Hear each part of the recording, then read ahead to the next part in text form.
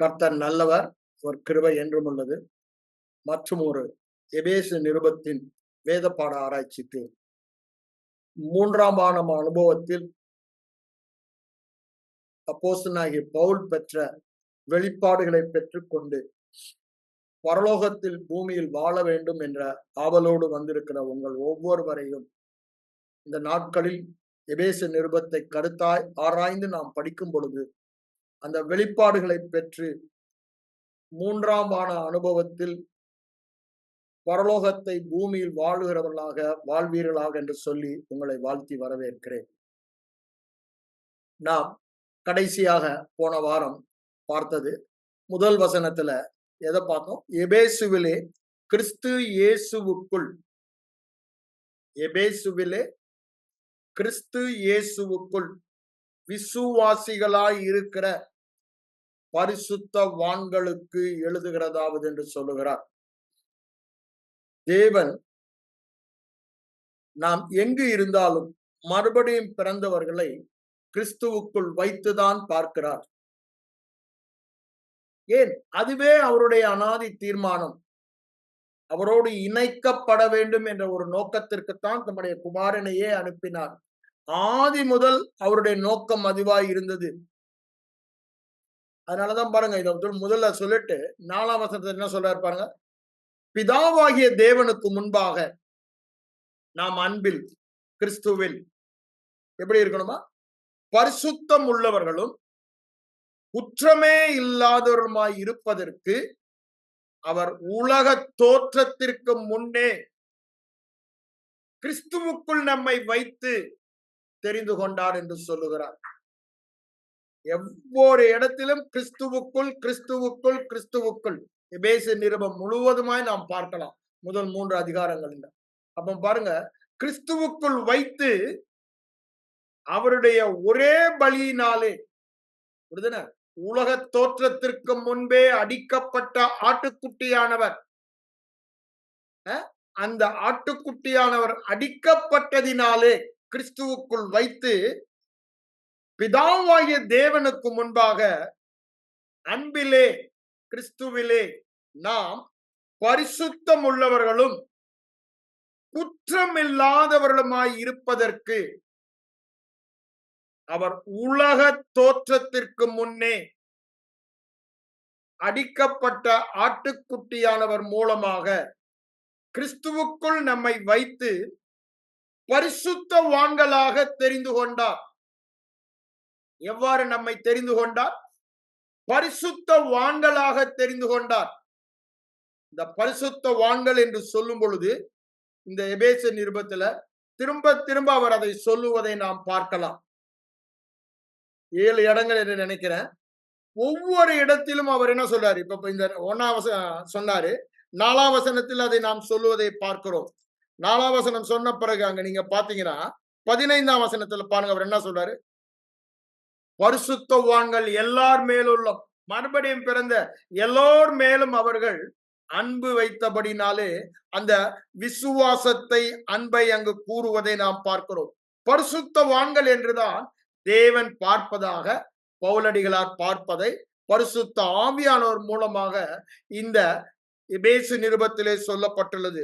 18ஆம் வசனத்துக்கு வாருங்க, அங்க என்ன சொல்றாரு பாருங்க.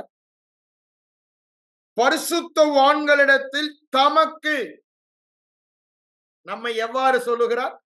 பரிசுத்தவான்கள் அவருடைய பிள்ளைகள், பரிசுத்த தேவனின் பிள்ளைகள் பரிசுத்தவான்கள், உன்னத தேவனின் பிள்ளைகள் உன்னதமானவர்கள், வித்தியாசமான தேவனின் பிள்ளைகள் வித்தியாசமானவர்கள்.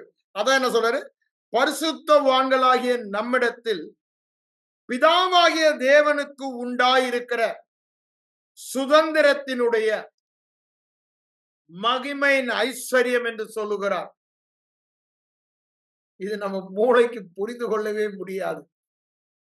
பரிசுத்தவான்கள் நம்மிடத்தில் பிதாவாகிய தேவனுக்கு இருக்கிற மகிமையின் ஐஸ்வர்யம் என்று அங்க சொல்வதை பார்க்கிறோம். அதே 2ஆம் அதிகாரம் 19ஆம் வசனத்துல திருப்பி என்ன சொல்றாரு? நாம் எல்லோரும் பரிசுத்தவான்களோட ஒரே நகரத்தார், தேவனுடைய வீட்டார் என்று சொல்லுகிறதை பார்க்கிறோம். பரிசுத்தவான்கள் திரும்ப திரும்ப சொல்றாரு. 3ஆம் அதிகாரத்துக்கு வாங்க. 8ஆம் வசனத்துல என்ன சொல்றாரு? அதுதான் இந்த நிருபத்தின் மைய பொருளே. நம்ம என்ன சொல்றோம்? இந்த நிருபம் இட் ஷோஸ் அவர் ரிச்னஸ். நாம் எவ்வளவு ஐஸ்வர்யவான்கள் என்பதை இந்த எபேசு நிருபம் காண்பிக்கிறது. நாம் அநேக நேரங்களில ஓட்டாண்டியா, ஒன்றுமில்லாத, நாதி இல்லாதவர்கள் என்று பாடி அவ்வாறு நினைத்து கொண்டிருக்கிறோம். ஆனா தேவன் என்ன சொல்லுகிறார்? உன் எண்ணங்களை மாற்றி நீ கிறிஸ்துவின் அளவற்ற ஐஸ்வர்யத்தில் பங்குள்ளவன். ஒரே காரணம், அவருடைய பலியை நீ விசுவாசித்தபடியினால் உன்னை அவருக்குள் வைத்து இணைத்து உன்னை பரிசுத்தவானாக்கினார். என்ன பரிசுத்தவானாக்கினார்? கிறிஸ்துவின் அளவில்லாத பரிசுத்தத்தையே நமக்கு தந்து விட்டார். பரிசுத்தத்தின் ஐஸ்வர்யத்தையே நமக்கு தந்து விட்டார். அந்த 8ஆம் வசனத்தை வாசிப்போம். பரிசுத்தவான்கள் எல்லோரிலும் என்ன சொல்றாரு பவுல்? தன்னை ஏன் அவ்வாறு சொல்லுகிறார்? சபையை துன்பப்படுத்தினவர். ஆகவே அவ்வாறு சொல்லுகிறார். நான் கிறிஸ்துவின், அவருடைய அழைப்பு என்ன? கிறிஸ்துவின் அளவற்ற ஐஸ்வர்யத்தை, எல்லையே இல்லாத ஐஸ்வர்யத்தை, அளக்க முடியாத, எண்ண முடியாத, நினைக்க முடியாத, கனவு காண முடியாத கிறிஸ்துவின் எல்லையில்லா ஐஸ்வர்யத்தை புறஜாதியாகிய நம்மிடத்தில் சுவிசேஷமாய். அப்ப சுவிசேஷம் என்னங்க? கிறிஸ்துவின் அளவற்ற ஐஸ்வர்யம் என்னுடையது. கிறிஸ்துவின் பரிசுத்தம் என்னங்க? அது அளவில்லாத பரிசுத்தம், எல்லையில்லாத பரிசுத்தம்.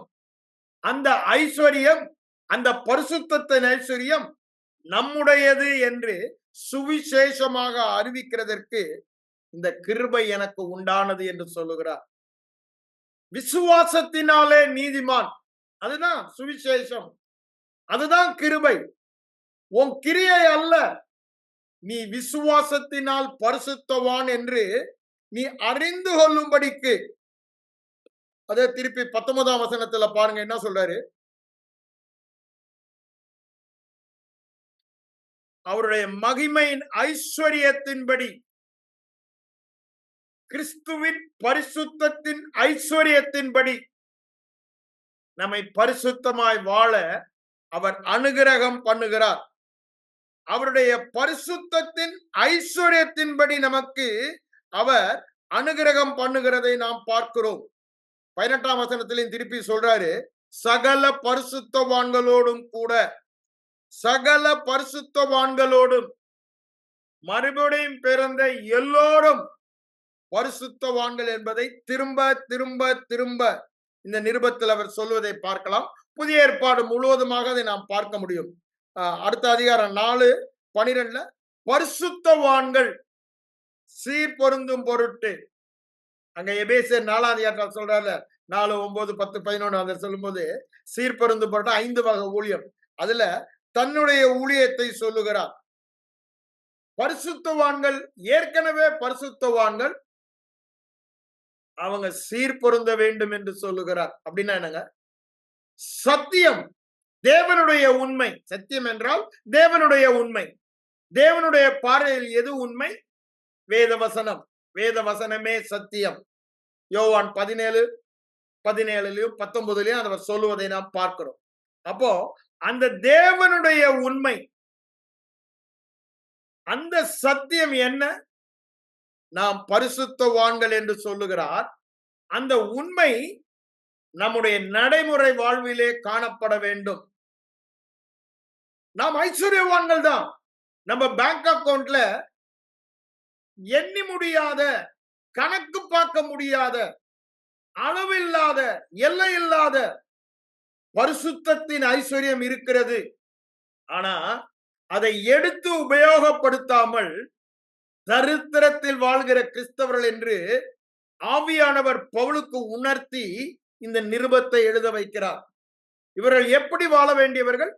பரிசுத்தத்தின் ஐஸ்வர்யம் இது அவர்களுக்கு சொந்தமானது, இது அவளுடைய சொத்து. மறுபடியும் பிறந்தபடியினால், கிறிஸ்துவுக்குள் வைக்கப்பட்டபடியினால் அவளுடைய account, bank account, heavens account, பரலோக கணக்கில் என்ன இருக்கு? கிறிஸ்துவின் எல்லையில்லாத அளவில்லாத பரிசுத்தம் ஐஸ்வர்யமாக கொடுக்கப்பட்டுள்ளது. அதை டிரா பண்ணணும். பேங்க்ல பணத்தை வைத்து அதை டிரா பண்ணலன்னா, அதை எடுக்கலன்னா, அதை உபயோகப்படுத்தலாம். எடுக்கலன்னா உபயோகப்படுத்த முடியாது. எனக்கு 1000 கோடி, அது எப்படின்னு சொல்ல முடியாது, அளவில்லாததுன்றாரு. அவ்வளவு கோடி பணம் இருந்தும் நான் ஒன்ன கூட டிரா பண்ணலன்னா, நான் முத நாளே அந்த ஸ்டோரி உங்களுக்கு சொன்னேன். How people died as pauper. ஆனா அவங்க பேங்க் அக்கவுண்ட்ல பில்லியன்ஸ் ஆஃப் ருபீஸ் இருந்தது. ஆனா சாப்பிட ஒண்ணு இல்லாம பழைய சோற சாப்பிட்டு ஒண்ணு இல்லாதவர்களாக அவங்க வாழ்ந்தாங்க அப்படின்னு சரித்திரம் சொல்லுகிறது. அப்படிதான் கிறிஸ்தவர்கள் வாழுகிறாங்க. உங்க பேங்க் அக்கவுண்ட்ல உங்க பரிசுத்தம் அளவே இல்லை. நீங்க எவ்வளவு நாளும் டிராப் பண்ணலாம். எதற்கு? அந்த பரிசுத்தத்தை அனுபவிப்பதற்கு. அதை எடுத்து அனுபவிக்க சொல்லுகிறார். அதுதாங்க கிருபை. அதுக்குத்தான் நான் ஊழியக்காரன் என்று பவுல் சொல்லுகிறார். நீங்களும் நானும் அதற்குத்தான் ஊழியக்காரன். உங்களுக்கு இல்லாதத நீங்க செய்யணும்னு சொல்றவன் ஊழியக்காரன் அல்ல. நீ பரிசுத்தம் உனக்கு இல்ல, நீ பாவியா இருக்க, உனக்கு பாவம் தான் இருக்கு, நீ பரிசுத்தமா வாழணும்னு சொல்றது இது சுவிசேஷம் அல்ல, துர்ச்செய்தி. என்னதான் சொல்லணுமா? கிறிஸ்துவின் அளவற்ற எல்லையில்லாத பரிசுத்தத்தின் ஐஸ்வர்யம் உன் ஆவிக்குள் இருக்கிறது. உன் ஆவி மனிதனுடைய பரிசுத்தம் கிறிஸ்துவின் பரிசுத்தம். கிறிஸ்துவுக்கு எவ்வளவு பரிசுத்தமோ அதே பரிசுத்தம். ஆனா சீர்பொருந்தனுடைய எதை சொல்றாரு? அதை எடுத்து கையாளுவதை சொல்லுகிறார். அங்க ஏசாயா 12:3 என்ன சொல்றாரு? உங்கள் ரட்சிப்பின் ஊற்றுகளிலிருந்து மொண்டு கொள்வீர்கள் என்று சொல்றார். அப்போ ஊற்று எங்க இருக்கிறது? ஜீவ ஊற்று நம்முடைய ஆவி மனிதன் இருதயத்தில் இருக்கிறது. என்ன ஊற்று? பரிசுத்தத்தின் ஊற்று, ஜீவனின் ஊற்று. இந்த பரிசுத்தத்தின் ஊற்றிலிருந்து பரிசுத்தத்தை எடுத்து நாம் உபயோகப்படுத்த வேண்டும் என்று சொல்லுகிறார். அதனாலதான் இங்க என்ன சொல்றாரு? பரிசுத்தவான்கள் சீர்பொருந்தவர்கள். நான் பரிசுத்தவான்கள் என்ற வார்த்தை தான் சொல்லிக் கொண்டே வருகிறேன். அடுத்த அதிகாரத்துக்கு வாங்க. அங்க 3ஆம் வசனத்தில் என்ன சொல்றாரு பாருங்க. மேலும் பரிசுத்தவான்களுக்கு ஏற்றபடி. இப்போ சீர்பொருந்துறதுன்னா என்னன்னு சொல்ல வந்துட்டாரு 5ஆம் அதிகாரத்துல. உங்களுக்கு உங்க பேங்க் அக்கவுண்ட்ல ஐஸ்வர்யம் இருக்கிறது. என்ன ஐஸ்வர்யம்? பரிசுத்தத்தின் ஐஸ்வர்யம். அதை எடுத்து உபயோகப்படுத்தி அனுபவிக்கணும். நீ சகலவித நன்மைகளை அனுபவிப்பதற்கு சம்பூரணமாய் கொடுக்கிற தேவனிடத்தில் விசுவாசமாய் இருக்க சொல்றாரு. அப்ப பாருங்க, நான் வேறு விதமா உங்களுக்கு அந்த வசனத்தை சொல்றேன். 1 தீமோத்தேயு 6:18 எப்படி சொல்றேன்? சகலவித பரிசுத்தத்தில் நீங்கள் வாழ்வதற்கு சம்பூரணமாக உங்க கணக்குல ஐஸ்வர்யமாக அவருடைய தேவனுடைய பரிசுத்தத்தையே அவர் நமக்கு கொடுத்திருக்கிறார். வேற என்னங்க வேணும்? வேற என்னங்க வேணும்? அவர் நான் பரிசுத்தர் ஆகையால் நீங்கள் பரிசுத்தம் உள்ளவர்களாய் இருங்கள் என்று சொல்லும் பொழுது, உனக்கு இல்லடா நீ முயற்சி செய்து பரிசுத்தம் ஆகணும்னு சொல்லல. என் பரிசுத்தத்தையே உங்களுக்கு கொடுக்கிறேன், என் சமாதானத்தையே உங்களுக்கு கொடுக்கிறேன், என் விசுவாசத்தையே உங்களுக்கு கொடுக்கிறேன், என் சந்தோஷத்தையே உங்களுக்கு கொடுக்கிறேன் அப்படின்னு சொல்லிட்டுதான் அது அளவே இல்லாதது, அது எல்லையே இல்லாதது அப்படின்னு சொல்லிட்டு தான் என்ன சொல்றாரு? நீ யாரு? நீ யாருன்றாரு. திரும்ப திரும்ப நமக்கு சொல்ல வேண்டியது, நான் பரிசுத்தத்தில் ஐஸ்வர்யம் உள்ளவன். சாதாரண பரிசுத்தவான் அல்ல. நான் முதல் நாளே சொன்ன சில சபையின் ஒழுங்கிலே மரித்த பிறகுதான் பரிசுத்தவான் பட்டம் கொடுப்பாங்க. அங்க நிபந்தனை எல்லாம் இருக்கும். இங்க அவர் என்ன சொல்றாரு?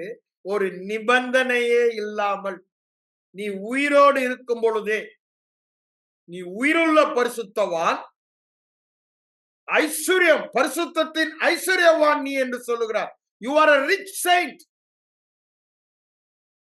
நாம் யார்? திரும்ப திரும்ப நமக்கு சொல்ல வேண்டியது என்ன? I am a rich saint. ஏன் நம்ம அந்த பரிசுத்தத்தை டிரா பண்ணல? டிரா பண்றது ஒரே வழி விசுவாசம் தான். விசுவாசம் இல்லாமல் டிரா பண்ண முடியாது. வேதம் தெளிவா இதை சொல்லுகிறது. விசுவாசத்தினால் நீதிமான் பிழைப்பான்னா என்ன அர்த்தம்? விசுவாசத்தினால் தனக்கு கொடுக்கப்பட்டதை எடுத்து அதன்படி வாழ்வான். தன் கிரியையினால் அல்ல நீதிமான் வாழ்வது. நான் பரிசுத்தமா வாழணுமே, பரிசுத்தமா வாழணுமே, பரிசுத்தமா வாழணுமே என்று முயற்சிக்கிறவன் அல்ல. ஓடி ஓடி உழைப்பவன் அல்ல. வேர்வை சிந்துபவன் அல்ல. அப்படியே சிம்பிளா பேங்க் அக்கவுண்ட்ல டிரா என்ன செக் விசுவாசத்தினாலே டிரா பண்ணுகிறவன். செக் போட்டு டிரா பண்ற மாதிரி விசுவாசத்தினாலே எடுத்து கையாளுபவன். இந்த விசுவாசத்தினாலே எடுக்க அதுதான் இங்க சொல்றாரு. பரிசுத்தவான்களுக்கு ஏற்றபடி. நீ யாரு? நான் போனாலுமே அதை உங்களுக்கு வாஸ்து காமித்தேன். அப்படிதானே? ஒவ்வொரு இடத்திலும் நீ யாரு? பரிசுத்தவான். என்ன பரிசுத்தம்? தேவனுடைய பரிசுத்தம். உச்சக்கட்டம். உச்சக்கட்டம். இதுக்கு மேல ஒரு பரிசுத்தமே இருக்க முடியாது. அந்த பரிசுத்தத்தை உடையவர்கள் நாம். அதனாலதான் ஐஸ்வர்யமான பரிசுத்தவான் என்று வேதம் சொல்லுகிறது. We are rich saint. எபேசு நிருபத்தின் கருப்பொருளே அதுதான். அப்போ நம்மளுடைய பரிசுத்தம் என்னங்க? தேவனுடைய பரிசுத்தம். தேவனே நமக்கு பரிசுத்தமானா 1 கொரிந்தியர் 1:30-31 படித்து பாருங்க. அப்போ என்னுடைய பரிசுத்தத்தின் அளவு தேவனுடைய பரிசுத்தம் என்றால் அந்த பரிசுத்தத்திற்கு அளவே இல்லை. அவருடைய பரிசுத்தத்தின் ஐஸ்வர்யத்தில் பங்கு கொள்ளும்படி 1 பேதுரு 2ஆம் அதிகாரம் 1ஆம் அதிகாரம் 4ஆம் வசனத்துல என்ன சொல்றார்? 2 பேதுரு 1ஆம் அதிகாரம் 4ஆம் வசனம் சொல்றாரு, உலகத்தில் உண்டான கேட்டுக்கு தப்பி. தேவனுடைய திவ்ய பாவம் என்னங்க? நீதி, பரிசுத்தம், விசுவாசம், அன்பு. அப்படிதானே? இந்த திவ்ய பாவத்தில் பங்கு பெறும்பொழுது மகா மேன்மையும் அருமையுமான வாக்கு தத்தங்கள் நமக்கு கொடுக்கப்பட்டு இருக்கிறது என்று சொல்லுகிறார். அப்ப எப்படிதான் இந்த பரிசுத்தத்தை டிரா பண்றோம்? திவ்ய பாவம் என்றால் என்ன? தேவனுடைய அளவில்லாத எல்லை இல்லாத பரிசுத்தத்தின் ஐஸ்வர்யம். அதன்படி நடந்து கொள்ள, அதன்படி மெச்சூராக சீர்பொருந்த நமக்கு என்ன தரப்பட்டிருக்கிறது? அருமையும் மேன்மையுமான வாக்குத்தத்தங்கள் நமக்கு கொடுக்கப்பட்டிருக்கிறது.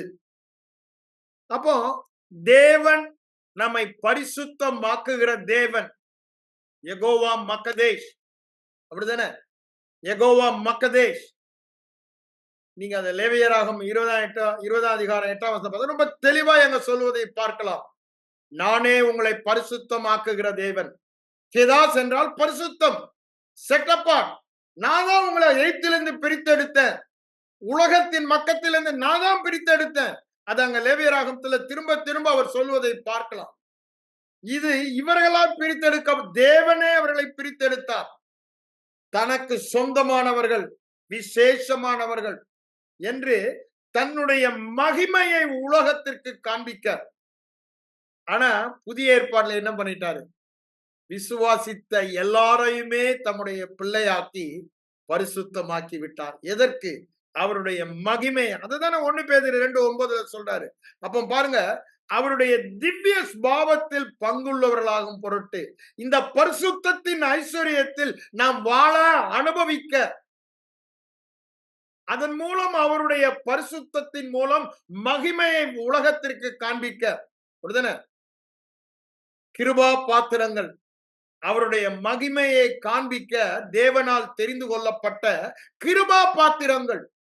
அங்க நமக்கு ஒண்ணுமே இல்ல, எல்லாமே அவர் கொடுத்துட்டாரு. பேங்க்ல இருந்து அப்படி டிரா பண்ணி அப்படி வாழ்வதன் மூலமாக உலகத்திற்கு இதுதாயா தேவன், அவருடைய பரிசுத்தம் என்றால் இதுதான், அவருடைய மகிமை இதுதான் அப்படின்னு அவருடைய புண்ணியங்களை அறிவிக்கும்படி நம்மை பரிசுத்த ஜனமாக தெரிந்து கொண்டிருக்கிறார் என்று அங்கு பேதுரு சொல்லுகிறார். இங்க பாருங்க, பரிசுத்தவான்களுக்கு ஏற்றபடி நாம் வாழ வேண்டும். அதை சொல்லிட்டு 6ஆம் அதிகாரத்துல கடைசியா பரிசுத்தவான்களை பற்றி சொல்லும் பொழுது என்ன சொல்றார் பாருங்க, பரிசுத்தவான்களுக்காக வேண்டுதல் பண்ணுங்கள் என்று சொல்லுகிறார். அப்போ இந்த பரிசுத்தம் என்பது என்ன? கிரேக்க பதம் ஹாகியோஸ், அன்காமன், எக்ஸ்ட்ராடினரி, சூப்பர் நேச்சுரல், சாதா அல்ல, அசாதாரணம், இயற்கைக்கு அப்பாற்பட்ட, அப்படிதானே, விசேஷமான, வித்தியாசமான, விகற்பமான, மகா உன்னதமான, மகிமையான, எல்லாவற்றிலும் சிறப்பான, அதுதான் பரிசுத்தத்தின் அர்த்தம். அது நம்ம போன வாரமே நம்ம பார்த்தோம். ஆனா இப்ப நான் உங்களுக்கு சொல்ல வேண்டிய காரியம், பழைய ஏற்பாட்டுக்கும் புதிய ஏற்பாட்டுக்கும் நான் சொன்னதுல சில பேருக்கு சந்தேகம். நான் போன வாரமா சொன்ன அதே வசனத்தை திருப்பி உங்களுக்கு எடுக்கிறேன். உபாகமத்துக்கு வாங்க.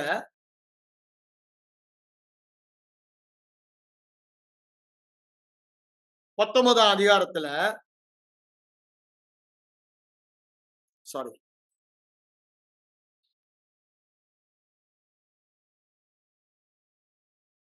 26ஆம் அதிகாரம், யாத்திராகம் 19, உபாகமம் வரும்போது 26, ரெண்டுலயும் அந்த வசனத்தை நம்ம பார்க்கலாம். இங்க நம்ம 26ல பார்க்கிறோம். உபாகமம் 26, அத 18ல வாசிக்கிறேன் நானு. உனக்கு வாக்கு கொடுத்து உனக்கு சொல்லியபடி என்னுடைய கட்டளைகளை எல்லாம் நீ கை கொண்டால், அண்டர்லைன், கை கொண்டால் எனக்கு சொந்தமாய் இருப்பீர்கள். நான் உண்டு பண்ணின எல்லா ஜாதிகளை பார்க்கிலும் புகழ்ச்சியிலும் கீர்த்திலும் மகிமையிலும் உன்னை சிறந்து, அதுதான் பரிசுத்தம், சிறந்திருக்க பண்ணும்படி, சிறந்திருக்கும்படி செய்வேன் என்று நான் சொன்னபடியே நீ எனக்கு சொந்தம், புகழ்ச்சி, கீர்த்தி, மகிமையில் சிறந்திருப்பாய் என்று சொன்னபடியே நீ உன் தேவனாகிய கர்த்தருக்கு பரிசுத்த ஜனமாய் இருப்பாய் என்று சொல்லுகிறார். அததான் உபாகமம் 7:6 சொல்றாரு. அங்க யாத்திராகம் 19 சொல்றாரு, 5-6 வசனங்கள் இல்ல. அப்ப யோசித்து பாருங்க.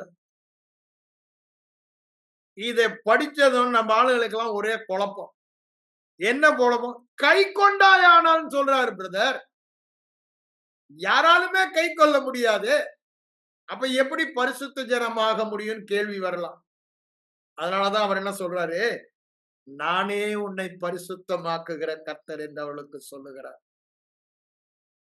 அவங்க தேவனை சார்ந்து வாழும் பொழுதெல்லாம் அவரே அவர்களுக்காக எல்லாவற்றையும் செய்கிறார்.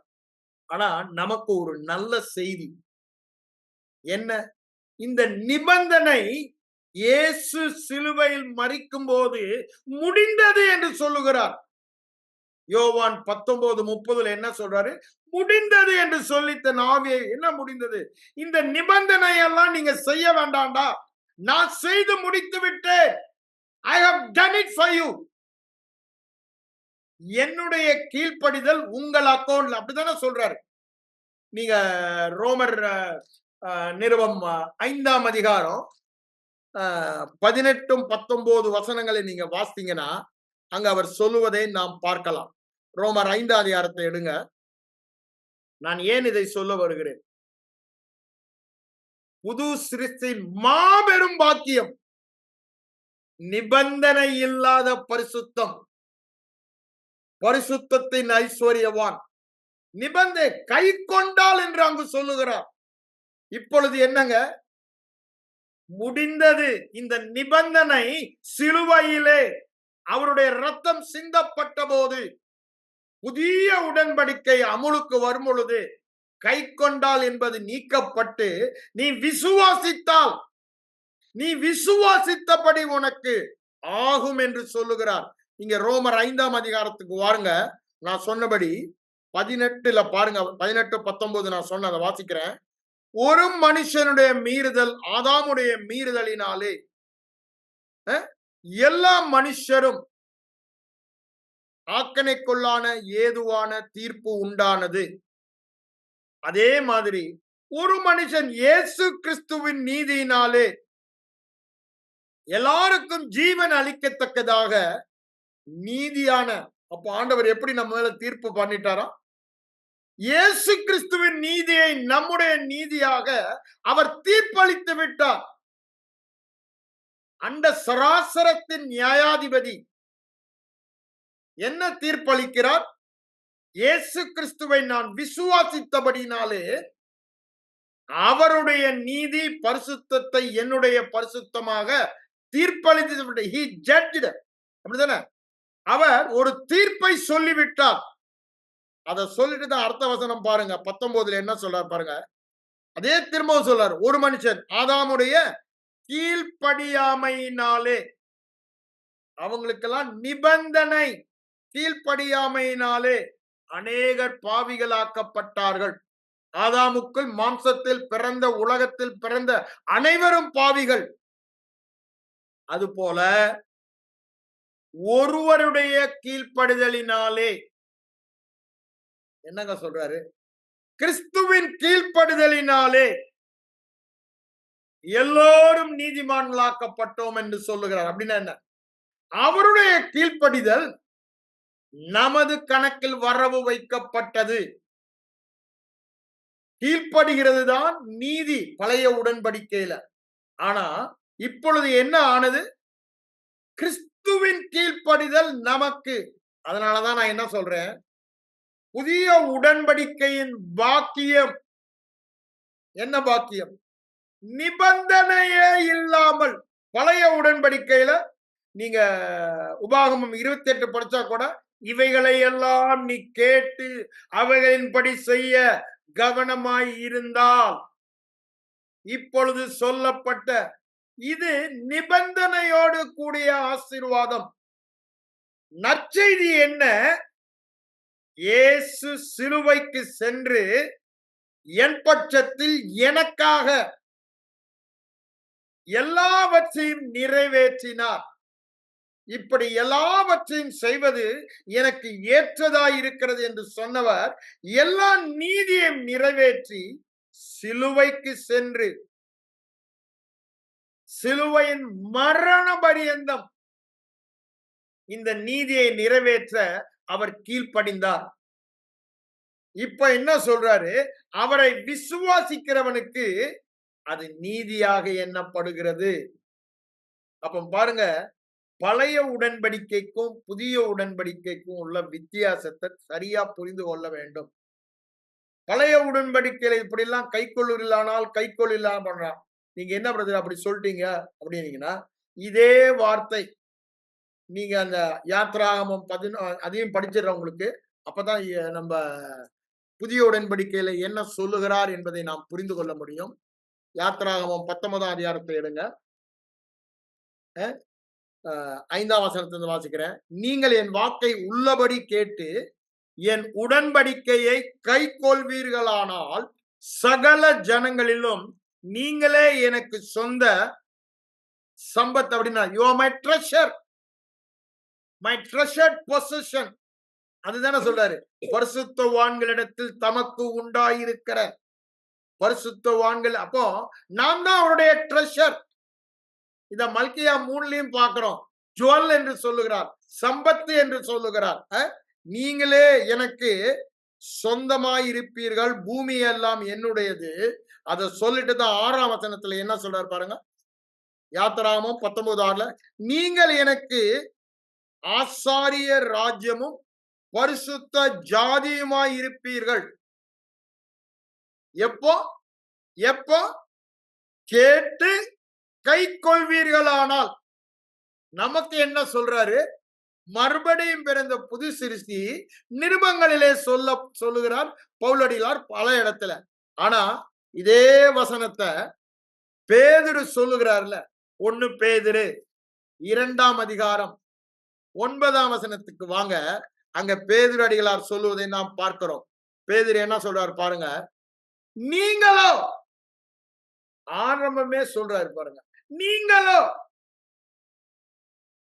பழைய உடன்படிக்கையில நீங்க இல்லப்பா, கை கொண்டாதான் நீங்க பரிசுத்த ஜனம்ல கை கொண்டாதான் நீங்க விசேஷம் அல்ல, கை கொண்டாதான் நீங்க சிறந்தவர்கள் அல்ல, கை கொண்டாதான் நீங்கள் விசேஷமான வித்தியாசமானவர்கள் என்று தேவன் வித்தியாசப்படுத்துவர் அல்ல. இங்க என்ன சொல்றாரு?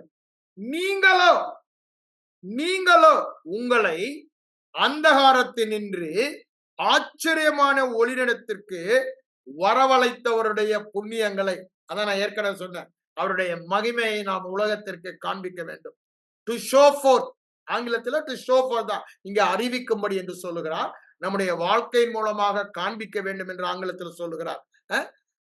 தெரிந்து கொள்ளப்பட்ட சந்ததி, அதே வார்த்தை, ராஜரீக ஆசாரிய கூட்டம், பரிசுத்த ஜாதி, அவருக்கு சொந்த ஜனமாயும் இருக்கிறீர்கள். கை கொண்டால் இருப்பீர்கள் என்று சொல்லுகிறாரா? ஆவியானவர் சொல்றார். இப்போ நீங்க அதுக்கு முந்தினதுல நீங்க பார்த்தா தெரியும். அவர் என்ன சொல்றாரு பாருங்க, 4ஆம் வசனத்தை வாசிக்கிறேன். விசுவாசத்தான் சொல்றாரு. மனுஷரால் தள்ளப்பட்டதாயினும் தேவனால் தெரிந்து கொள்ளப்பட்டதும், ஏசாயாவை கோட் பண்றாரு, விலையேறப்பட்டதுமாய் இருக்கிற ஜீவனுள்ள கல்லாகிய அருடத்தில் சேர்ந்தவர்கள் நீங்களும், ஜீவனுள்ள கற்களைப் போல ஆவிக்கேற்ற மாளிகையாவும் இயேசு கிறிஸ்துவின் மூலமாய் தேவனுக்கு பிரியமான ஆவிக்கேற்ற பலிகளை செலுத்தும்படி பரிசுத்த ஆசாரிய கூட்டமாயும் கை கொண்டாலெல்லாம் இல்லைங்க, கட்டப்பட்டு வருகிறீர்கள். அந்தபடியே ஏசாயா தீர்க்கதரிசி சொன்னதை இங்க கோட் பண்ணிட்டு, இந்த வசனத்தின்படியே இதோ தெரிந்து கொள்ளப்பட்டதும் விலையேற பெற்றதுமாகிய மூளைக்கல்லை அங்க பரீட்சிக்கப்பட்டது என்றாரு. திட அஸ்திபாரமானது என்று சொல்கிறார். சீயோனிலே வைக்கிறேன், அந்த கல்லின் மேல் விசுவாசம் வைக்கிறவன், அந்த கல்லின் மேல், ஐயா இங்க ஒரே கண்டிஷன் தான், கிறிஸ்துதான். அவர் மேல் விசுவாசம் வைக்கிறவன் வெட்கப்படுவதில்லை. வேற கண்டிஷனே சொல்லல என்று வேதத்திலே சொல்லி இருக்கிறது. ஆகையால் தீர்க்க தரிசனமாக சொன்னாரு, இயேசுவானவர் வந்து அதை நிறைவேற்றினாரு. இப்ப உங்க கடமை எல்லாம் விசுவாசிப்பதுதான். ஆகையால் விசுவாசிக்கிற உங்களுக்கு கிறிஸ்து விலையேற பெற்றதும், அடுத்தது கீழ்ப்படியாமல் இருக்கணும். அங்க கீழ்ப்படுதல் வந்துருச்சு. என்ன கீழ்ப்படியில? இது ஜஸ்ட் ஆப்போசிட், அவிசுவாசம். நீங்க எபிரேயர் 3ஆம் அதிகாரத்தை எடுத்து பாருங்க. பழைய ஏற்பாட்டிலே அவங்களை பற்றி சொல்வது கீழ்ப்படியாதவர் மேல் தேவ கோபம் சொல்லு, அவர் அவிசுவாசத்தினாலே வாக்குத்தத்தம் பண்ண பூமியிலே அவர் இப்பொழுது கீழ்ப்படியாமை எதனால் வருகிறது? அவிசுவாசத்தினாலே. அதுதான் பவுல் சொல்லும்போது ரோமர் 1 சொல்றாரு, என்ன சொல்றாரு? விசுவாசத்திற்கு கீழ்ப்படிய பண்ணும் பொருட்டு. obedience to faith, not obedience to law, obedience to faith, that is விசுவாச கிரியை. இயேசு எனக்கு என்ன செய்து முடித்தார், இப்பொழுது அதனால் நான் எங்கு இருக்கிறேன்? அவர் சிலுவையில் செய்த பரிகாரத்தால் இப்பொழுது கிறிஸ்துவுக்குள் இருக்கிறேன். அதனால் நான் யார்? பரிசுத்தவான், புது சிருஷ்டி, நீதிமான். நான் யார் என்று விசுவாசித்து அதற்கு கீழ்ப்படுகிற வாழ்க்கை என்று, அதுதான் விசுவாசத்திற்கு கீழ்ப்படியாதவர்களுக்கோ அது இடறதுக்கான கல்லாயிற்று. இதை இன்னும் நீங்க ரொம்ப தெளிவா பார்க்கணும்னா ரோமர் 9ஆம் அதிகாரத்துக்கு வாங்க. அங்க தெளிவாய் பவுலடிகளார் அங்கு சொல்லுவதை நாம் பார்க்கலாம். ரோமர் 9 நீங்க அந்த இஸ்ரவேலருக்கும் புறஜாதிகளுக்கும் எப்படா வித்தியாசம்ன்றதை சொல்றாரு. அதை சொல்லும் பொழுதுதான் 9ஆம் அதிகாரம் 30ஆம் வசனத்துக்கு வாருங்க. இதே ஏசாயா சொன்னதான் அங்கேயும் கோட் பண்றாரு. அதை சொல்லிட்டு தான் இங்க சொல்றாரு 30. இப்படி இருக்க நாம் என்ன சொல்லுவோம்? நீதியை தேடாத, பரிசுத்தம் என்று அதை தேடாத, பரிசுத்தமாய் பிரித்து வைக்கப்படாத புறஜாதியார்கள் நீதியை அடைந்தார்கள், பரிசுத்தத்தை அடைந்தார்கள். அது எப்படியா? அது விசுவாசத்தினால் ஆகும் நீதி, விசுவாசத்தினால் வரும் பரிசுத்தம். அதனாலதான் அவர் என்ன சொல்றாரு ரோமர் 1:17 விசுவாசத்தினால் நீதிமான் பிழைப்பான் என்று எழுதியிருக்கிறபடி, அப்படின்னா என்னங்க? விசுவாசத்தினால பரிசுத்தமாய் வாழ்வாய். யார் அவன்? விசுவாசத்துல தான் பரிசுத்தவான் என்று விசுவாசிக்கிறவன். அந்த விசுவாசத்துல தான் பரிசுத்தவான் என்று விசுவாசிக்கிற பரிசுத்தத்துல தான் வாழ்வான் என்று எழுதியிருக்கிறபடி, விசுவாசத்து ஆரம்பம் முதல் முடிவு வரை அப்படின்னு என்ன? மறுபடியும் பிறக்கும் பொழுது இந்த பரிசுத்தத்தின் உச்சக்கட்ட பரிசுத்தையே நம் ஆவியில் பெறுகிறோமே, அது விசுவாசத்தினாலதான். பரிசுத்தத்தின் ஐஸ்வர்யவான் என்ற பட்டம் நமக்கு கொடுக்கப்படுகிறது. ஆனா தொடர்ந்து பரிசுத்தவான்களுக்கு ஏற்றபடி என்று சொல்லுகிறாரே, ஏற்றபடி வாழ்வதும் இந்த விசுவாசத்தினாலே. அதனாலதான் ரொம்ப தெளிவாய் சொல்றார், from faith to faith, ஆரம்பம் முதல் முடிவு வரை விசுவாசத்தினால்தான். நாம் மறுபிறப்பில் பரிசுத்தவானாக்கப்பட்டது விசுவாசத்தினால். நாம் சீர்பொருந்துவது, பரிசுத்தவான்களுக்கு ஏற்றபடி வாழ்வது, அவைகளின் பெயர் முதலாய் உங்களில் சொல்லப்படக்கூடாது என்றாரே, அந்த வாழ்க்கை வாழ்வது, அது எனக்கு தகுதியாயிராது என்று சொல்லுகிறாரே. நான் ஒன்றுக்கும் அடிமைப்பட மாட்டேன் என்று சொல்லுகிறாரே, அது வாழ்வது விசுவாசத்தினாலே. பவுல் விசுவாசத்தினாலே. அதனாலதான் நிருபங்களிலே அந்த விசுவாசத்தை குறித்து அவ்வளவு ஆழமாக சொல்லுகிறார். இங்க பாருங்க என்ன சொல்றாரு, அவர்கள் விசுவாசத்தினாலே தேடாதவர்கள். அவங்க எப்படி தேடினாங்க? கிரியையினாலே தேடினார்கள். அடுத்த வருஷம் சொல்றாரு பாருங்க, நீதி பிரமாணத்தை தேடினவர்கள். அப்படின்னா என்னங்க? கை கொண்டாதான் நான் பரிசுத்தவான் ஆண்டவர் சொல்றாரு. நான் கை கொள்ளணும், நியாய பிரமாணத்தை கை கொள்ளணும்னு அதை முயற்சித்து முயற்சித்து முயற்சித்து அதை அடையவில்லை. நீதி பிரமாணம் சொன்ன பரிசுத்தையோ நீதியையோ அவர்கள் அடையவில்லை. ஏன் என்றால், எண்ணத்தினால் என்றால், அவர்கள் விசுவாசத்தினாலே. நல்லா புரிந்து கொள்ளுங்க, விசுவாசத்தினாலே. அதை தேடாமல் நியாய பிரமாணத்தின் கிரியையினாலே, விசுவாசத்தினாலே. ஐயா, புதிய உடன்படிக்கையில எல்லாவற்றையும் செய்து முடித்தேன், உங்களுக்கு நிபந்தனையே இல்லை, என்னுடைய நியாய பிரமாண கை கொள்ளுதல் உங்கள் கணக்கில் வந்தது. My law keeping has come into your account. இப்போ நான் எத்தனை % லா பிரமாணத்தை முழுவதுமாய் கீழ்ப்படிந்தேன்? 100%. ஏன்? கிறிஸ்துவின் நீதி என் கணக்கில் வர வைக்கப்பட்டது. கிறிஸ்துவின் கீழ்ப்படிதல் என் கணக்கில் வர வைக்கப்பட்டது. மனம் மாற்றப்பட வேண்டும். இது சத்தியம், சத்தியம், சத்தியம். சத்தியம் என்றால் தேவனுடைய பார்வையில் உண்மை, உண்மை, உண்மை. ஏன்? ஆவி மண்டலத்தில் உள்ளதை அவர் பார்க்கிறார். அவர் இருக்கிற வண்ணமாகவே நான் இருக்கிறேன் என்பதை அவர் பார்க்கிறார். மனிதர்கள் வெளித்தோற்றத்தை பார்க்கிறார்கள், தேவன் உள்ளான மனிதனை பார்க்கிறார். அவர் பார்த்து சொல்லுவது என்ன? நீ பரிசுத்தத்தின் ஐஸ்வர்யவான் என்று சொல்லுகிறார். அவ்வாறு அவர் பார்க்கிறார். அத விசுவாசித்தபடினாலே நீதியிலே நீ ஐஸ்வர்யவான் என்று பார்க்கிறார், சொல்லுகிறார். அதை புறஜாதிகள் விசுவாசித்தபடியினாலே அதை அடைந்தார்கள், பெற்றுக்கொண்டார்கள். இலவசமாய் கொடுத்ததை, கிருபையாய் கொடுத்ததை, நிபந்தனையே இல்லாமல் கொடுத்ததை விசுவாசத்தினாலதான் பெற முடியும். நிபந்தனை இருந்தால் கிரியையினால் பெற முடியும். புதிய உடன்படிக்கையில் எல்லாமே கிருபை, கேரிஸ், இலவசம், இலவசம், இலவசம். கேரிஸ் என்றால் அதுதான். அளவற்ற கிறிஸ்துவின் அளவற்ற ஐஸ்வர்யம் இலவசமாக நமக்கு தரப்பட்டது. கிறிஸ்துவின் அளவற்ற பரிசுத்தம் இலவசமாக விசுவாசத்தினாலதான் பெறுகிறோம். விசுவாசத்தினாலதான் அதை டிரா பண்ணி எடுத்து உபயோகப்படுத்துகிறோம். பரிசுத்த வாழ்க்கை வாழ்கிறோம். ஆரம்பம் முதல் முடிவு வரை விசுவாசத்தினால்தான். இது சுவிசேஷம் நமக்கு வெளிப்படுத்துகிறது என்று சொல்லுகிறார். சுவிசேஷம் என்ன சொல்லுகிறது? விசுவாசத்தினால் நீ இன்னொரு நம்ம சொன்னா இப்ப பரிசுத்தமா விசுவாசத்தினால் பரிசுத்தவான். பரிசுத்தவான் வாழ்வது விசுவாசத்தினால். இந்த சுவிசேஷத்தை நீ விசுவாசித்தினா, அதே ரோமர் 1:14 என்ன சொல்றாரு?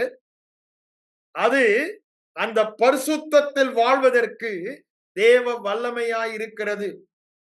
இந்த சுவிசேஷம் சொல்லுது, நீ பரிசுத்தத்தின் ஐஸ்வர்யவான், நீதியின் ஐஸ்வர்யவான். அதை நான் விசுவாசிக்கும் பொழுது எப்படி?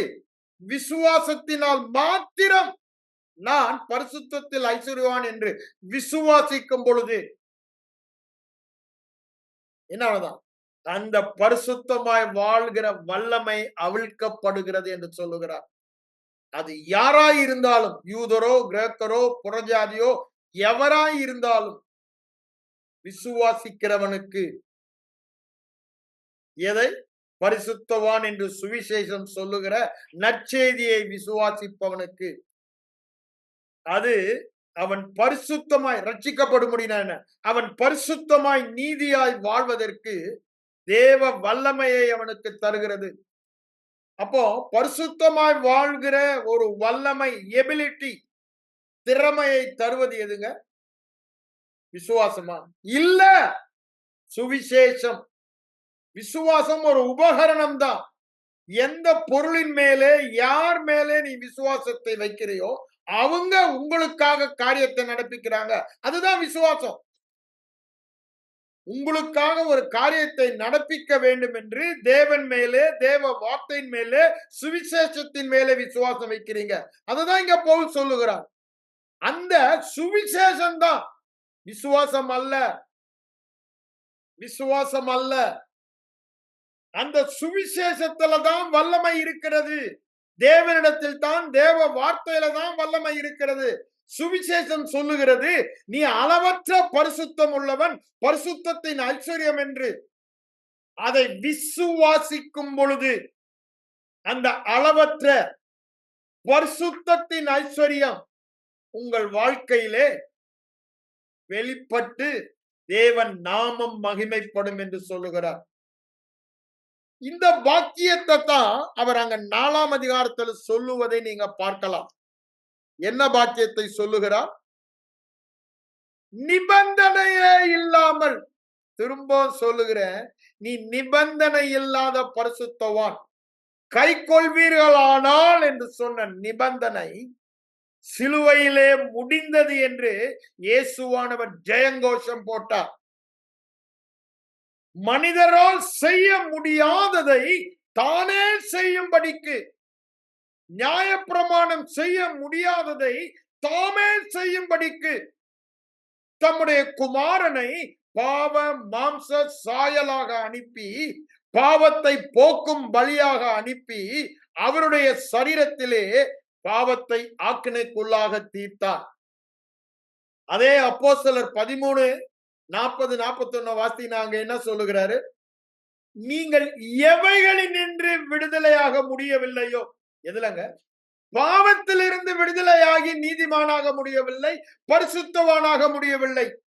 இப்பொழுது அவரை விசுவாசிக்கிற எவனும், அவரை விசுவாசிக்கிற எவனும், ஒரே வார்த்தை, விசுவாசிக்கிற எவனும். அந்த வசனத்தை வேணா உங்களுக்கு எடுத்து வாசிக்கிறேன், நீங்க எடுங்க. அப்போஸ்தலர் 13ஆம் அதிகாரம். மோசேயின் நியாயம் அப்படின்னு என்ன? கை கொள்ள வேண்டும், கை கொள்ள வேண்டும். நியாயப்பிரமாணத்தை கை கொள்ளுகிறதினாலே நீங்கள் பாவத்தில் இருந்து, அநீதியில் இருந்து விடுதலையாகவில்லை, விடுதலையாகி பரிசுத்தவான்கள் ஆக முடியவில்லை.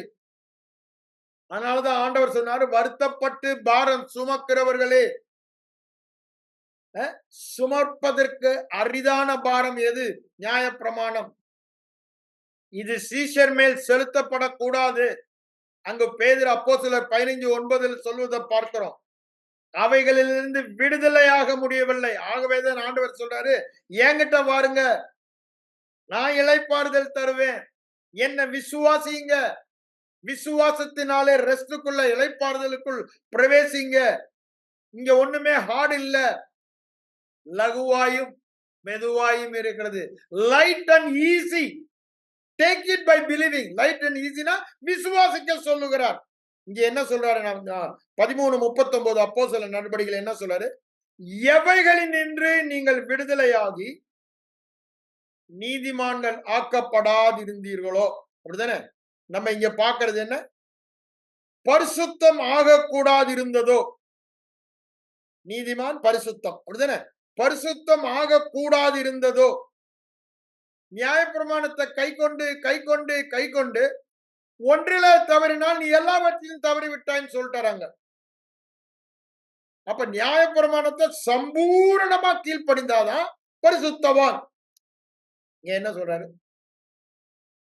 அவைகளில் நின்று விடுதலையாகி நியாயப்பிரமாணத்தை சிலுவையிலே நமக்கு விரோதமாய் இருந்த கையெழுத்தை அழித்தார் என்று சொல்லுகிறார். நடுவில் இராதபடி குலைத்து போட்டார் என்று சொல்லுகிறார். ஏங்க? நீ இனி கை கொள்றது இல்ல, நான் உனக்காக கை கொண்டுட்ட. இனி உனக்கு நியாயப்பிரமாணம் தேவை இல்லை. உனக்கு தேவையெல்லாம் பரிசுத்த ஆவியானவர். நீ மறுபிறப்பிலே பெற்ற பாக்கியத்தை ஆவியானவர் உனக்கு உணர்த்துவார். நீ நீதிமான், நீ பரிசுத்தவான், உன் பாவங்கள் நினைக்கப்படுவதில்லை என்பதை ஆவியானவர் உனக்கு நினைப்பூட்டுவார் என்று சொல்லுகிறார். இங்க என்ன சொல்றார் பாருங்க. விசுவாசிக்கிறவன் எவனும், விசுவாசிக்கிறவன் எவனும், விசுவாசிக்கிறவன் எவனும், விசுவாசிக்கிறவன் எவனும் அவைகளினின்று விடுதலையாகி நீதிமான் ஆக்கப்படுகிறான், பரிசுத்தவான் ஆக்கப்படுகிறான். விசுவாசத்தினாலே பரிசுத்தவான், விசுவாசத்தினாலே நீதிமான். இதுதாங்க புதிய உடன்படிக்கையின் பாக்கியம். நிபந்தனையே இல்லாமல், நியாயப்பிரமாணமே இல்லாமல். அது நீங்க ரோமர்ல பாத்தீங்கன்னா திரும்ப திரும்ப வலியுறுத்தி சொல்லுவார். அது உங்களுக்கு சில வசனங்களை மட்டும் நான் காமிக்கிறேன். 21 என்ன சொல்றாரு பாருங்க. 3ஆம் அதிகாரம் ரோமர் 3:21 நியாயப்பிரமாணமே இல்லாமல் பரிசுத்தமாகிற நீதியாகிற இது சுவிசேஷத்தினால் வெளியாக்கப்பட்டது. அதான் சுவிசேஷம். நியாயப்பிரமாணத்தை கை கொள்ளாமல் நீ பரிசுத்தவான், நீதிமான். அதுதான் நற்செய்தி. நியாயப்பிரமாணத்தை ஒருவனும் ஒரு காலம் முழுவதுமாய் கடைபிடித்ததில்லை. ரோமர் 3:20 சொல்றாரு, கலாத்தியர் 3:17 சொல்றாரு, 2:15-16 சொல்றாரு கலாத்தியர்ல. ஆனா இப்ப நற்செய்தி என்ன? ஐயோ யாருமே முடியலையா, அப்ப என்னால முடியாது, நான் பரிசுத்தமே வாழணும், சோர்ந்து போகாத. there is a good news for you. என்ன நற்செய்தி? நியாய பிரமாணமே இல்லாமல், நியாய பிரமாணத்தின் கிரியையே இல்லாமல் தேவனுக்கு முன்பாக நீதிமான், பரிசுத்தவான், பழுதில்லாதவன், கரைபடாதவன், கரைதிரை இல்லாதவன், அப்படிதானே, பரிபூரண பரிசுத்தன் என்று காணப்படும்படி என்னாச்சா? என்ன பாருங்க, கிரியையினாலே தேவனுக்கு முன்பாக நீதிமானாக்கப்படுவதில்லை. 21 நியாய பிரமாணம் இல்லாமல் தேவன் நீதி சுவிசேஷத்தினால், அங்க நான் ரோமர் 1:17 இங்க சுவிசேஷத்தினால் வாசிக்கிறேன், வெளியாக்கப்பட்டிருக்கிறது. அதை குறித்து பழைய ஏற்பாட்டில் உள்ள நியாய பிரமாணம், தீர்க்க தரிசனம் எல்லாம் சாட்சியிடுகிறது. ஏசாயா சொல்றான், எசேக்கியேல், எரேமியா, மோசஸ், சங்கீதக்காரனாகிய தாவீது எல்லாம் இதை குறித்து சாட்சிக்கு வரப்போகிற மேசியா, அப்படிதானே, அவபக்தியை, அக்கிரமங்களை நீக்கி எப்படி செய்வார் என்பதை அங்கு சொல்லுவதை நாம் பார்க்கிறோம். அததான் அவர் இங்க அவைகள் சாட்சி இடுகிறது என்று பவுல் பழைய ஏற்பாட்டில இருந்து சொல்லுகிறார். இது ஒன்றும் புதுசு இல்ல, இதுதான் ஆண்டவருடைய திட்டம் உலக தோற்றத்திற்கு முன்பே என்று சொல்லுகிறார். அது எப்படி வருதான்? விசுவாசத்தினாலே 22 சொல்றாரு, 24 இலவசமாய் கிருபையினாலே என்று சொல்லுகிறார். இது இயேசு கிறிஸ்துவின் ரத்தத்தை பற்றும் விசுவாசத்தினாலே என்று சொல்லுகிறார். நம்ம பரிசுத்தமாக்கின ரத்தம், அது என்ன சொல்றாரு சொல்லிட்டு பாருங்க. 28 கிரியைகள் இல்லாமல், ஏங்க சிலுவையிலே அது நீக்கப்பட்டது நிபந்தனை. கைக்கொள்வீர்களானால் கைக்கொள்வீர்களானால் அந்த நிபந்தனை நீக்கப்பட்டது, முடிந்தது. Once for all it is finished. Now everything for us to believe, not to do. எல்லாவற்றையும் அவர் செய்து முடித்தபடியால் நமக்கு கொடுக்கப்பட்டதெல்லாம் எல்லாவற்றையும் அவர் சொல்லுகிறதை விசுவாசிப்பது மாத்திரம்தான். அதனால திரும்பவும் ஆழமாய் சொல்லுகிறார், நியாய பிரமாணத்தின் கிரியையே இல்லாமல் தேவன் நம்மை பரிசுத்தமாக்குகிறார். அததான் இங்க சொல்லுகிறார் 1 பேதுரு 2:9. விசுவாசத்தினாலே நாம் பரிசுத்த ஜனங்கள், அங்க கை கொள்ளுகிறபடினாலே. வித்தியாசத்தை நல்லா புரிந்து கொள்ள வேண்டும். அதையும் இதையும் போட்டு குழப்பக்கூடாது. குழப்பவாதிகள் இருக்காங்க, கலப்பட பிரசங்கிமார்கள் இருக்காங்க, ஜாக்கிரதையா இருங்க. இங்க என்ன சொல்றாரு? ஒரு வசனத்துல சொன்னாரு நியாயப்பிரமாணம் இல்லாமல், இன்னொரு வசனத்தை என்ன சொல்றாரு? நியாயப்பிரமாணத்தின் கிரி அப்படின்னு கை கொள்ளுதல் இல்லாமல். அதே அடுத்த அதிகாரம் 4ஆம் அதிகாரம் 5ஆம் வசனத்துக்கு போங்க. கிரியையே செய்யாமல் அப்படின்னு என்னங்க? நியாயப்பிரமாணத்தை கை கொள்ளுகிற கிரியையே செய்யாமல் பாவியை நீதிமானாக்குறவரிடத்தில் விசுவாசம் வைக்கிறவனாய் இருந்தால் அவனுடைய விசுவாசமே, அவன் கை கொள்ளுகிறது இல்லைங்க, அவனுடைய விசுவாசமே அவனுக்கு நீதியாக எண்ணப்படும். இது ஒண்ணும் புதுசு இல்ல. இது ஏன் சொல்ல வராரு? ஆபிரகாம் இங்க கோட் பண்ணும்போது சொல்றாரு, ஆபிரகாம் தேவனை விசுவாசித்தான். 3ஆம் வசனத்துல சொல்றாரு, வேதவசன, ஆபிரகாம் தேவனை விசுவாசித்தான், அது அவனுக்கு நீதியாக எண்ணப்பட்டது. எங்க? ஆதியாகமம் 15:6 சொல்றாரு. இதே தான் கலாத்தியர் 3:6 சொல்றாரு. ஆபிரகாம் விசுவாசித்தான், அது அவனுக்கு நீதியாக எண்ணப்பட்டது. இப்ப நீங்களும் நானும் இயேசு கிறிஸ்துவை விசுவாசிக்கிறபடினாலே நம்மை பரிசுத்தவானாக நீதிமானாக பார்க்கிறார். அத சொல்லிட்டுதான் இது நிபந்தனையே இல்ல, அப்படிதானே? கிரியையே செய்யாமல் நியாய பிரமாணத்தை கை கொள்ளணும்னு முயற்சித்து கை கொள்ளாமல், அததான் நான் சொல்ல வரேன். அதனாலதான் வருத்தப்பட்டு பாரம் சுமக்கிறவர்களே என்னிடத்தில் வாருங்கள் என்று இயேசு சொன்னார். சுமப்பதற்கு அரிதான சுமைய சீஷர்கள் கழுத்திலே வைக்க கூடாது. அப்போஸ்தலர் 15:9 அல்ல 7:8 சொல்லிட்டு 9 எப்படி நம்முடைய இருதயத்தை பரிசுத்தமாக்கினாரோ அப்படிதான் அவங்களுக்கும் பரிசுத்தமாக்கினாரு. அதனால சுமப்பதற்கு அரிதான சுமைய வைக்காதீங்கன்னு அங்க பேதுரு சொல்லுவதை பார்க்கணும். ஏன்? பரிசேய மார்க்கத்தான விசுவாசிகள் எழும்பி அவர்கள் நியாய பிரமாணத்தை கை கொள்ள வேண்டும், கை கொண்டாதான் ஆசீர்வாதம் என்று சொல்லுறாங்க. நான் வேணா அந்த வசனத்தை கரெக்டா உங்களுக்கு எடுத்து வாசிக்கிறேன். 15ஆம் அதிகாரத்துக்கு வாங்க. அவர் என்ன சொல்றாரு பாருங்க. கொர்நேலி வீட்டுல நடந்த சம்பவத்தை சொல்றாரு 7ஆம் வசனத்துல. ஆமா, 7ஆம் வசனம் சொல்லிட்டு அப்போஸ்தலர் 15 அவர்களுக்கும் பரிசுத்தாவியன் நீதிமானாக்கி பரிசுத்தமாக்கின மட்டும்தான் பரிசுத்தாவியன் வந்து அவங்கள தங்கி இருக்க முடியும். 9 என்ன சொல்றாரு பாருங்க. இருதயத்தை பரிசுத்தமாக்கி நமக்கும் அவங்களுக்கும் வித்தியாசம் இல்லாது எல்லாருக்கும் ஒன்னே ஒண்ணுதான், விசுவாசம் தான் பரிசுத்தம். அப்படிதான் அவன் நம்மை சுத்தமாக்குறான்னு சொல்லிட்டு 10ஆம் வசனம் என்ன சொல்ற பாருங்க. நம்முடைய பிதாக்களாலும் நம்மாலும், பேதுரு சொல்றாரு, என்னால முடியாதுப்பா நியாய பிரமாணத்தெல்லாம் ஒண்ணு விடாம கை கொள்வது. நம்மாலும் சுமக்க கூடாதிருந்த நுகத்தடியை சுமக்க கூடாதிருந்த சீஷர் கழுத்தில் சுமத்துவதினால் தேவனை சோதிப்பானேன்.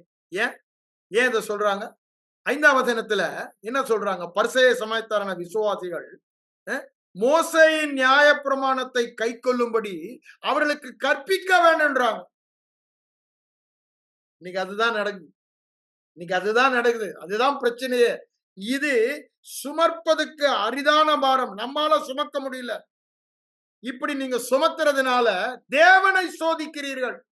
ஏன்? இது உங்களால முடியல, தானே செய்யும்படிக்கு தம்முடைய குமாரனை அனுப்பி அவர் செய்தார். நீங்க அவரை மதிக்கிறது இல்ல. அவர் செய்த திட்டத்தை, ஞானத்தை கனப்படுத்தவில்லை. நாங்க செய்ய போறோம்ன்றீங்க.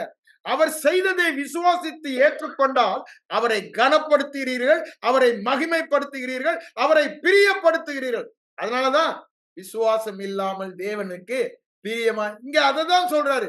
கிரியை இல்லாமல் சொல்லலங்க, நியாயப்பிரமாணத்தை கை கொள்ளாமல் சொல்லலங்க, விசுவாசம் இல்லாமல். அததான் இங்க பாருங்க, இந்த ரோமர் 4ஆம் அதிகாரத்துல எப்படி ஆபிரகாமுக்கோ அப்படிதான் நமக்கும் சொல்லி அங்க முடிக்கிறார்.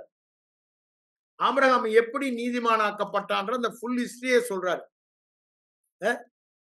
காணாமல் அவன் விசுவாசித்தான். அந்த முழு அதிகாரத்தை வாசிக்க நேரம் இல்லை.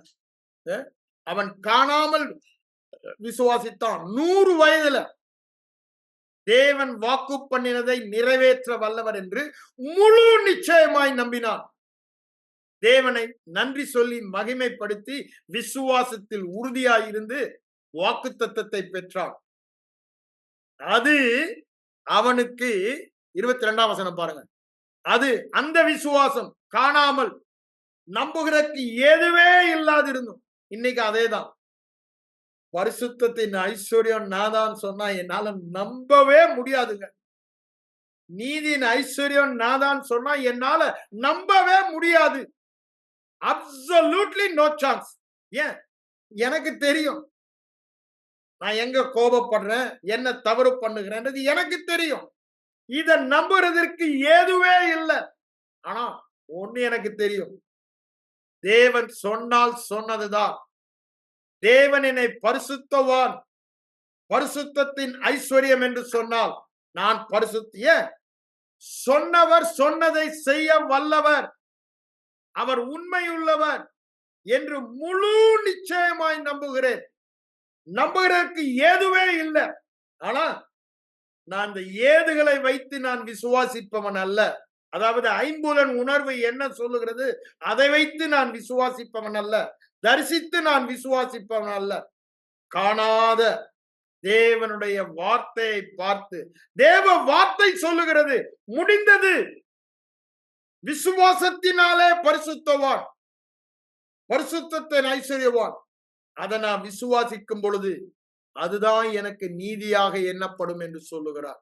விசுவாசத்தினாலே பரிசுத்தம், விசுவாசத்தினாலே பரிபூரணம், விசுவாசத்தினாலே வெற்றி, சுகம், எல்லாமே விசுவாசம்.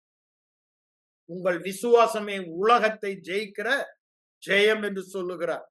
இங்க பாருங்க, இது நமக்காகவும் நீதியாக எண்ணப்பட்டது. 23 என்ன சொல்றாரு? அது நீதியாக அவனுக்காக மாத்திரமல்ல நமக்காகவும் எழுதப்பட்டு இருக்கிறது. சொல்லிட்டு தான் சுவிசேஷத்தை அடுத்த வருஷம் சொல்றாரு. மரித்தோர்ந்து எழுப்பினவரை சுவிசேஷத்தை விசுவாசிக்கிறவனுக்கு அப்படியே நீதியாக எண்ணப்படும். சுவிசேஷத்தை நியாயப்பிரமாணத்தை கை கொள்கிறவனுக்கு அல்ல, இத விசுவாசிக்கிறவனுக்கு அப்படியே எண்ணப்படும் என்று சொல்லுகிறார். இததான் அங்க முன்னாடியே என்ன சொல்றார் பாருங்க, 5ஆம் வசனத்துல, கிரியையே செய்யாமல் பாவியை நீதிமானால் விசுவாசம் வைத்திருந்தால் அவனுடைய விசுவாசமே அவன் கணக்கில் கிறிஸ்துவுக்குரியதெல்லாம் அவனுக்குரியது என்று அவன் கணக்கில் எழுதப்படும். கிறிஸ்துவின் அளவற்ற ஐஸ்வர்யம் அவன் கணக்கில் வரவு வைக்கப்பட்டது எப்பொழுது? விசுவாசிக்கும் பொழுது. அதை சொல்லிட்டுதான் 6ல என்ன சொல் பாருங்க, கிரியையே இல்லாமல் திரும்ப திரும்ப சொல்லுகிறார். தேவனால், கிரியையே இல்லாமல், மனித முயற்சியால் அல்ல, மனிதன் ட்ரை பண்ணுகிறபடினால் அல்ல, கிரியையே அல்லாமல் தேவனால், தேவனால் மனிதனால் அல்ல, தேவனால் நீதிமான் என்று எண்ணப்படுகிற, பரிசுத்தத்தின் ஐஸ்வர்யம் என்று எண்ணப்படுகிற வாக்கியத்தை காண்பிக்கும் பொருட்டு அங்க சங்கீதக்காரன் தீர்க்க தரிசனமா என்ன சொல்றான்? எவர்களுடைய அக்கிரமங்கள் மன்னிக்கப்பட்டதோ, இப்போ பரிசுத்தின் ஐஸ்வர்யம் என்று நான் நினையாதபடி என் மனதிலே வருகிற எண்ணங்கள் என்னுடைய கிரியைகள், என்னுடைய தவறுகள், என்னுடைய பாவங்கள், என்னுடைய அக்கிரமங்கள். ஆனா இங்க என்ன சொல்றாரு? அவையெல்லாம் இருந்தாலும்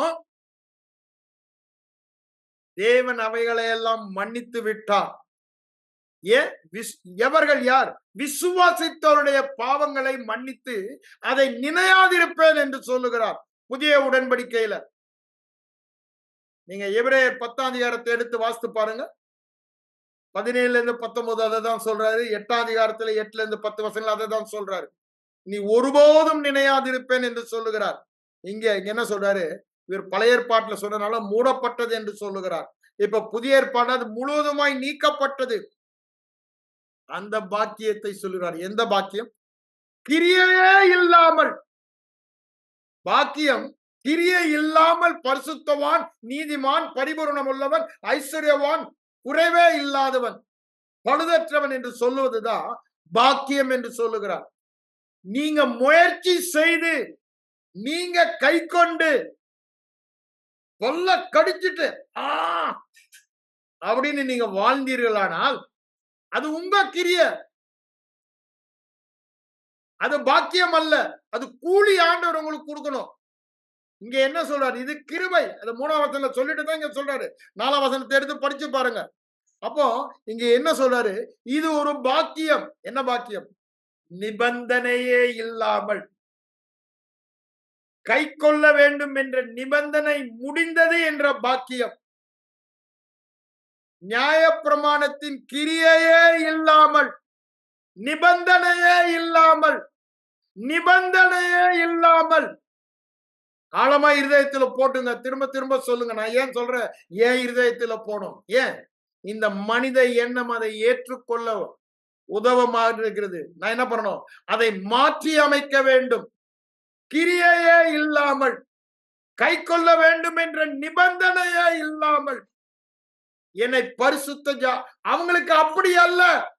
நம்முடைய பாக்கியம் மோசே கொடுக்கப்படாத பாக்கியம், தாவீதுக்கு கொடுக்கப்படாத பாக்கியம், பழைய ஏற்பாட்டு தீர்க்கதரிசிகளுக்கு கொடுக்கப்படாத பாக்கியம் நமக்கு கொடுக்கப்பட்டிருக்கிறது புதிய உடன்படிக்கையிலே. அதனாலதான் இந்த உடன்படிக்கை மேலான உடன்படிக்கை என்று சொல்லப்பட்டுள்ளது. இது தேவகுமாரனின் ரத்தத்தினால் ஏற்படுத்தப்பட்ட உடன்படிக்கை. ஆண்டவர் அதுதான் சொல்றாரு. மத்தேயு 26 என்ன சொல்றாரு? இது அநேகருடைய பாவங்களை நீக்குகிற என் ரத்தத்தினாலாகிய புதிய உடன்படிக்கை என்று சொல்லுகிறார். ரத்தத்தினாலாகிய புதிய உடன்படிக்கை. இந்த புதிய உடன்படிக்கையின் பாக்கியம் என்னங்க? கிரியையே இல்லாமல், நியாயப்பிரமாணம் கை கொள்ள வேண்டும் என்ற நிபந்தனையே இல்லாமல், நியாயப்பிரமாண கிரியை இல்லாமல், நியாயப்பிரமாண கிரியை இல்லாமல், நிபந்தனை இல்லாமல், கை கொள்ள வேண்டும் என்ற ஒரு நிர்பந்தம் இல்லாமல், நிபந்தனை இல்லாமல் தேவன் நம்மை பரிசுத்தமாக்குகிறார். விசுவாசிக்கிற எவனையும், அப்படித்தானே சொல்றாரு, விசுவாசிக்கிற எவனையும், எவனையும் என்று சொல்லுகிறார். அவர் விருத்த சேதனம் உள்ளவர்களை விசுவாசத்தினாலும், விருத்த சேதம் இல்லாதவர்களை யாரா இருந்தாலும் விசுவாசம்தான் மூலமாயும் நீதிமான் ஆக்குகிற தேவன். 3:30 நான் இப்ப வாசித்தது. அப்போ விசுவாசத்தினாலேதான் நீதிமானாக்குகிறார். அதுதான் பாக்கியம். கிரியையினால என்னை பரிசுத்தம் என்று அவர் சொன்னால் அது பாக்கியம் அல்ல. அதுதான் இங்க சொல்றாரு. இந்த பாக்கியம் யாருக்கு? விசுவாசிக்கிற எல்லோருக்கும் என்று சொல்லுகிறார். அது எப்பொழுது பாக்கியமாக எண்ணப்பட்டது? ஆபிரகாமுக்கு அதை சொல்றாரு. அவன் விருத்த சேதனம் செஞ்சபடியா, அவன் பொய்யே சொல்லாம வாழ்ந்தபடினால, அவன் பொய் சொல்லும் போது, அவன் விருத்த சேதனம் செய்யாது இருக்கிற காலத்துல, அதான் ஆதியாகமம் 15ஆம் அதிகாரம், இஸ்மவேல் பிறந்த பிறகுதான் அங்க விருத்த சேதனம் பண்றான் 17ஆம் அதிகாரத்துல. ஆனா இங்க 15ஆம் அதிகாரத்துல ஆண்டவர் சொல்றாரு, உன்னுடைய சந்ததி இவ்வளவா இருக்கும் என்று. அப்ப 75 வயசு தான். அத ஆமேன் என்று சொல்லி விசுவாசித்தான். தேவன் அதை நீதியாக எண்ணினார். அது நீதியாக எண்ணப்பட்டது. அந்த விசுவாசத்தில் அவன் தளரவே இல்லை. 100 வயதுல வாக்குத்தத்தத்தை பெற்றுக்கொண்டான். ஆனா தேவனுடைய பார்வையில் அவன் நீதிமான். அவனுடைய ஜெபத்தை கேட்டு அபிமெலேக்கு ராஜா அந்த ஊர் முழுவதுமா இருந்த மலடை நீக்கிய நீதிமான். எப்படி நீதிமான்? கிரியையினாலா? அவன் பொய் சொல்றானே. இந்த ராஜா கிட்ட போகும்போதும் இந்த ராஜா கண்டித்து அவனை கண்டிக்கிறான்ல, நீ ஏன்டா பொய் சொன்ன, உன் மனைவியை சகோதரின்னு சொல்லிட்டேன்னு. ஆனா தேவனை விசுவாசித்தான் அது அவனுக்கு. அததான் இங்க கோட் பண்ண வருகிறார். ஆபிரகாமுக்கு எப்பொழுது நீதியாக எண்ணப்பட்டது? அவன் விருத்த சேதனம் இல்லாத காலத்தில். அதே மாதிரிதான் நமக்கும் விசுவாசிக்கிறவர்களுக்கும் நீதியாக எண்ணப்படும் என்று 11ஆம் வசனத்துல சொல்றாரு. அப்போ ஆபிரகாமுக்கு சுவிசேஷமான நற்செய்தியை சொன்னாரு. உனக்குள்ளே சகல ஏன் எப்படி சகல ஜாதிகளும் ஆசீர்வதிக்கப்பட முடியும்? விசுவாசத்தினால நீதிமான் ஆனாதான், நீதிமான் தலை மேலதான் ஆசீர்வாதம். இப்ப என்ன சொல்லிட்டாரு? நீ கை கொள்ளாவிட்டாலும் தேவனை விசுவாசிக்கிற ஒரே கிரியை தேவனுடைய பார்வையில் நீதியாய் இருக்கிறது, ஏற்புடையதாய் இருக்கிறது, தேவனுக்கு ஏற்றதாய், உகந்ததாய், பிரியமானதாய் இருக்கிறது. தேவனுக்கு உகந்தமான, பிரியமான, பரிபூர்ண சித்தம் எதுங்க? விசுவாசம். விசுவாசம். அததான் அவர் எதிர்பார்க்கிறார். வேற எதையுமே எதிர்பார்க்கல. இந்த விசுவாசத்தினால்தான் நாம் நீதிமானாக்கப்படுகிறோம். அதனாலதான் அவர் என்ன சொல்றாரு திரும்ப திரும்ப, இது நீ முயற்சிக்காத, உன் கணக்குல அளவற்ற பரிசுத்தத்தின் ஐஸ்வர்யம் இருக்கிறது. நீ ஓட்டாண்டியா வாழ வேணாம், பரிசுத்தம் இல்லாமல் வாழ தேவையே இல்லை. ஏன் பரிசுத்தம் இல்லாமல் வாழ்கிறாய்? உனக்கு கொடுக்கப்பட்டதை நீ அறியவில்லை. உனக்கு கொடுக்கப்பட்டதை பிரகாசமுள்ள மனக்கண்களால், தேவனுடைய வசனத்தினால். அதனாலதான் பவுல் என்ன சொல்லுகிறாரு? அவருடைய ஊழியம் சுவிசேஷத்தை அறிவித்து கண்களை திறக்கிற ஊழியம் என்று சொல்லுகிறார். கண்கள் எதில் திறக்கப்படுகிறது? உங்களுடைய ஐஸ்வர்யத்தை பார்க்க, பரிசுத்தவான்களில் சுதந்திரத்தில் பங்கடைவதற்கு அவருடைய கண்களை திறக்கும்படி என்னை அழைத்தார். அந்த பரம தரிசனத்திற்கு நான் கீழ்ப்படியாமல் இருக்கவில்லை என்று சொல்லுகிறார். பரிசுத்த ஆவியானவர், வேதவசனம் 2 தாங்க கண்களை திறக்கிறது. இதை உபதேசிக்கிறவர்கள், சுவிசேஷத்தை உபதேசிக்கிறவர்கள். இன்னைக்கு நிறைய பேர் பைபிளை கையில் எடுத்து உபதேசிக்கிறாங்க. ஆனா பெரிய பெரிய ஊழியக்காரங்க, ஆனா சுவிசேஷத்தை சொல்றாங்களான்னு பாருங்க. அல்லது நியாய பிரமாணத்தை சொல்றாங்களா பாருங்க. நியாய பிரமாணத்தை சொன்னா பவுல் கலாத்தியர்ல சொல்றதுதான், நான் திரும்ப என் வாயில சொல்லல. இது உங்களால் அழைத்தவரால் உண்டானதல்ல என்று சொல்லுகிறார். கலாத்தியர் நிருபம் முழுவதுமே அதை தான் சொல்றாரு, கிரியைக்காரர்களை பற்றி. பிசாசு எப்பொழுதுமே இப்படிதான் நம்மளை மயக்குவான், ஏமாற்றுவான். அதான் உங்களை மயக்கினவன் யார் என்று கேட்கிறார். நாம் யார்? கிறிஸ்துவின் ஞானம் உள்ளவர்கள். நாம் முட்டாள்கள் அல்ல, கிறிஸ்துவின் ஞானம் உள்ளவர். இதை நம்மளால பகுத்தறிய முடியும். பழைய உடன்படிக்கை, புதிய உடன்படிக்கை பகுத்தறிய முடியும். நாம் வாழ்கிறது கிறிஸ்து முடிந்தது என்று சொல்லி 2000 ஆண்டுகளுக்கு பின்பாக, முன்பு அல்ல. இந்த பழைய உடன்படிக்கைய அவர் நீக்கி போட்டார் என்று வேதவசனம் சொல்லுகிறது. ஏன்? அது ஒருவருடைய மனசாட்சியும் பூரணப்படுத்தல. எபிரேயர் 7:19 அவர் சொல்லுகிறார். திருப்பி 9:18-19 அது சொல்லுகிறார். ஏன்? அது ஒருவரையும் பூரணப்படுத்தல. அதனாலதான் புதுசா கொண்டு வந்தாருன்னு சொல்றாரு. ஒருவருடைய மனசாட்சியும் குற்றமில்லைன்னு வரலன்னு 10:1-2 வசனங்கள்ல சொல்றாரு. ஆனா ஒரே பலியினாலே என்றென்றுமாய் நம்முடைய மனசாட்சியை பூரணப்படுத்தினார். இயேசு கிறிஸ்துவின் ரத்தம் நம்முடைய மனசாட்சியையும் சுத்திகரிக்கிறது. பாவத்தை மாத்திரம் இல்லைங்க, பாவமே இல்லை என்ற ஒரு மனசாட்சியை எனக்கு தருவது இயேசு கிறிஸ்துவின் ரத்தம். ஏன்? அது எனக்கு சாட்சியிடுகிறது. நன்மையானதை சாட்சியிடுகிற ரத்தம் என்ன சொல்கிறது? உன் கணக்கில் பாவமே இல்லை என்று சாட்சியிட்டு என் மனசாட்சியையும் சுத்திகரிக்கிறது. குற்றமில்லாத, பாவமே இல்லாத நம்முடைய மனமே நம்மை குற்றவாளி என்று தீர்க்காதிருந்தால் தைரியமாக தேவ பிரசன்னத்திற்கு சொல்ல முடியும். எபிரேயர் 4:15 சொல்றாருல, எப்பொழுது வேண்டுமானாலும். பழைய உடன்படிக்கையில மோசே என்ன சொல்றாரு? 3 நாள் உங்களை சுந்தரம் பண்ணுங்கடான்றாரு. யோசுவா என்ன சொல்றான்? சுத்தம் பண்ணுங்க 3. அப்போ இப்ப அது மாதிரி இல்லவே இல்ல. எப்பொழுதுமே சுத்தமாய் தான் இருக்கிறோம். 3 நாள் சுத்திகரிப்பு கூட்டம் வேண்டாம். Always we are holy. சுத்தமா இருக்கிறோம். மூழ்கினவன் சுத்தமா இருக்கிறான். வசனத்தினாலதான் கால்களை கழுவ வேண்டும் என்று சொல்லுகிறார். உலகத்துல போயிட்டு வரனால சிலது ஒட்டிக்கும். வசனத்தை சொல்லி அதெல்லாம் கழுவிடுன்றாரு. அப்போ வசனம் மாத்திரம்தான் சத்தியம். வசனத்தினாலே அவர்களை சத்தியமாக்கும், பரிசுத்தமாக்கும் என்று அங்க ஆண்டவர் சொல்றார். வசனம்தான், வசனம்தான், வசனம்தான். அதனாலதான் பேதுரு சொல்றாரு, மேன்மையும் அருமையுமான வாக்குத்தத்தங்கள் நமக்கு உண்டாயிருக்கிறது. அதை சொல்லிட்டு தான் வரிசையா சொல்லிட்டே போறாரு. இவைகளை அறியாதவன் தன் பாவங்கள் மன்னிக்கப்பட்டதை மறந்து போன கண் சொருகி போன குருடன் என்று சொல்லுகிறார். அப்படின்னா என்னங்க? உங்க கணக்குல பாவமே இல்ல, ஆனா நீங்க இன்னும் பாவம் பாவம் பாவம் நினைச்சிட்டு இருந்தீங்கன்னா கண்ணெல்லாம் சொருகி போச்சு, குருட்டாயிட்ட. அதனாலதான் அந்த நினைப்பூட்ட வேண்டியதா இருக்கிறது. அத சொல்லிட்டு தான் சொல்றாரு, மறுரூப மலையில ஆடிபிள் வாய்ஸே நான் கேட்டவன் தான். அதை விட அதிக உறுதியான தீர்க்க தரிசன வசனம் என்ன? சுவிசேஷம். சுவிசேஷம், நற்செய்தி. விசுவாசத்தினாலே பரிசுத்தத்தின் ஐஸ்வர்யவான்.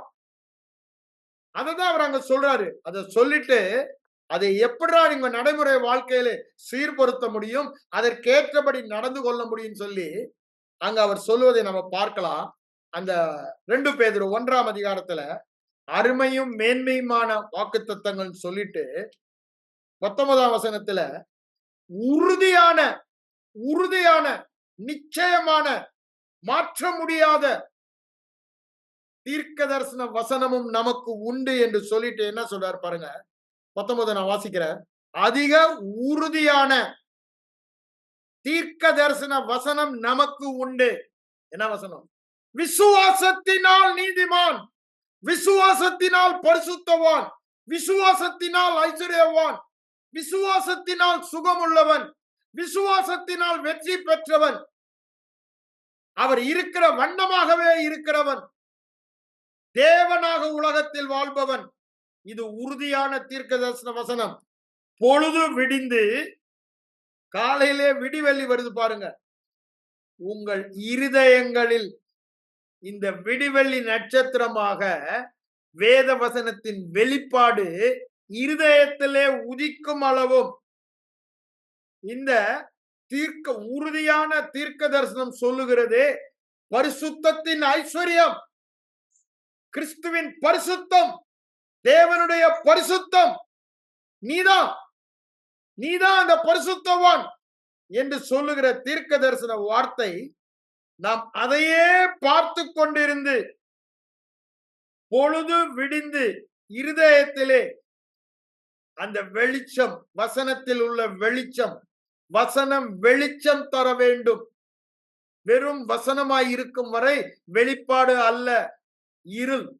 இருள் இருக்கும் வரை பிசாசு கிரியை, அவன் இருளில் தான் கிரியை செய்ய முடியும். வெளிச்சம் வந்ததும் ஓடுவான். இருள் இருக்கிற வரைக்கும் நீ பரிசுத்தவான் இல்ல, பாவி பாவி பாவி பாவி. அதுதான் இருளிலே வைத்து உன் கண்களை குருடாக்கி நீ பாவம் செய்ய வைக்கிறது அவனுடைய தந்திரம். ஆனா இங்க என்ன பண்றாரு பாருங்க, இருள் நீங்கி வெளிச்சம் உதிக்கும் அளவும். இப்போ இருளா இருக்குது. இருளா இருக்குன்னா என்ன அர்த்தம்? வெளிப்பாடு இல்ல. நான் கிறிஸ்துவின் பரிசுத்தம் உடையவன். அளவற்ற கிறிஸ்துவின் ஐஸ்வர்யம், பரிசுத்தத்தின் ஐஸ்வர்யம் எனக்குள் இருக்கிறது, என் அக்கௌண்ட்ல இருக்கு. அது அறியல, அதுதான் இருள். அதுதான் சொல்றாரு, இருள் உள்ள ஸ்தலம் பிரகாசிக்கிற விளக்கை போன்ற என்னது? எபேசுவிலே கிறிஸ்துவுக்குள் இருக்கிற பரிசுத்தவான்கள். என்ன பற்றி சொல்லலாம்? மொகப்பேர், சென்னை மொகப்பேர்ல இருக்கிற கிறிஸ்துவுக்குள் இருக்கிற பரிசுத்தவான். பிரதர் வில்லியம்ஸ பத்தி சொல்லணும்னா கோயம்புத்தூர்ல இருக்கிற பரிசுத்தவான், தாளவாடியிலே இருக்கிற கிறிஸ்துவுக்குள் இருக்கிற பரிசுத்தவானாகிய அண்ணாமலை அப்படின்னு எல்லாரையும் நாம் சொல்லிக்கொண்டே போகலாம். அது இருதயத்திலே வெளிச்சமாக உதிக்க வேண்டும். மூளை அறிவு அல்ல, மனப்பாடம் செய்வது அல்ல, இருதயத்திலே வெளிச்சம். Reveal knowledge. சத்தியத்தையும் அறிவீர்கள், சத்தியம் உங்களை விடுதலையாக்கும். எது? வெளிப்பாட்டு அறிவை சொல்லுகிறார். சத்தியம் தேவனுடைய உண்மை, மனித உண்மை அல்ல, உலகத்தின் உண்மை அல்ல. தேவனுடைய உண்மை என்ன? கிறிஸ்துவின் அளவற்ற ஐஸ்வர்யம் உள்ள பரிசுத்தவான் நீங்களும் நானும். இது தேவனுடைய உண்மை. சத்தியம் சத்தியம் சத்தியம். ஆனா அது எனக்கு இன்னும் வெளிச்சம் தரல. அதனாலதான் நான் இருளில் இருக்கேன், இன்னும் பாவத்துல வாழ்கிறேன்.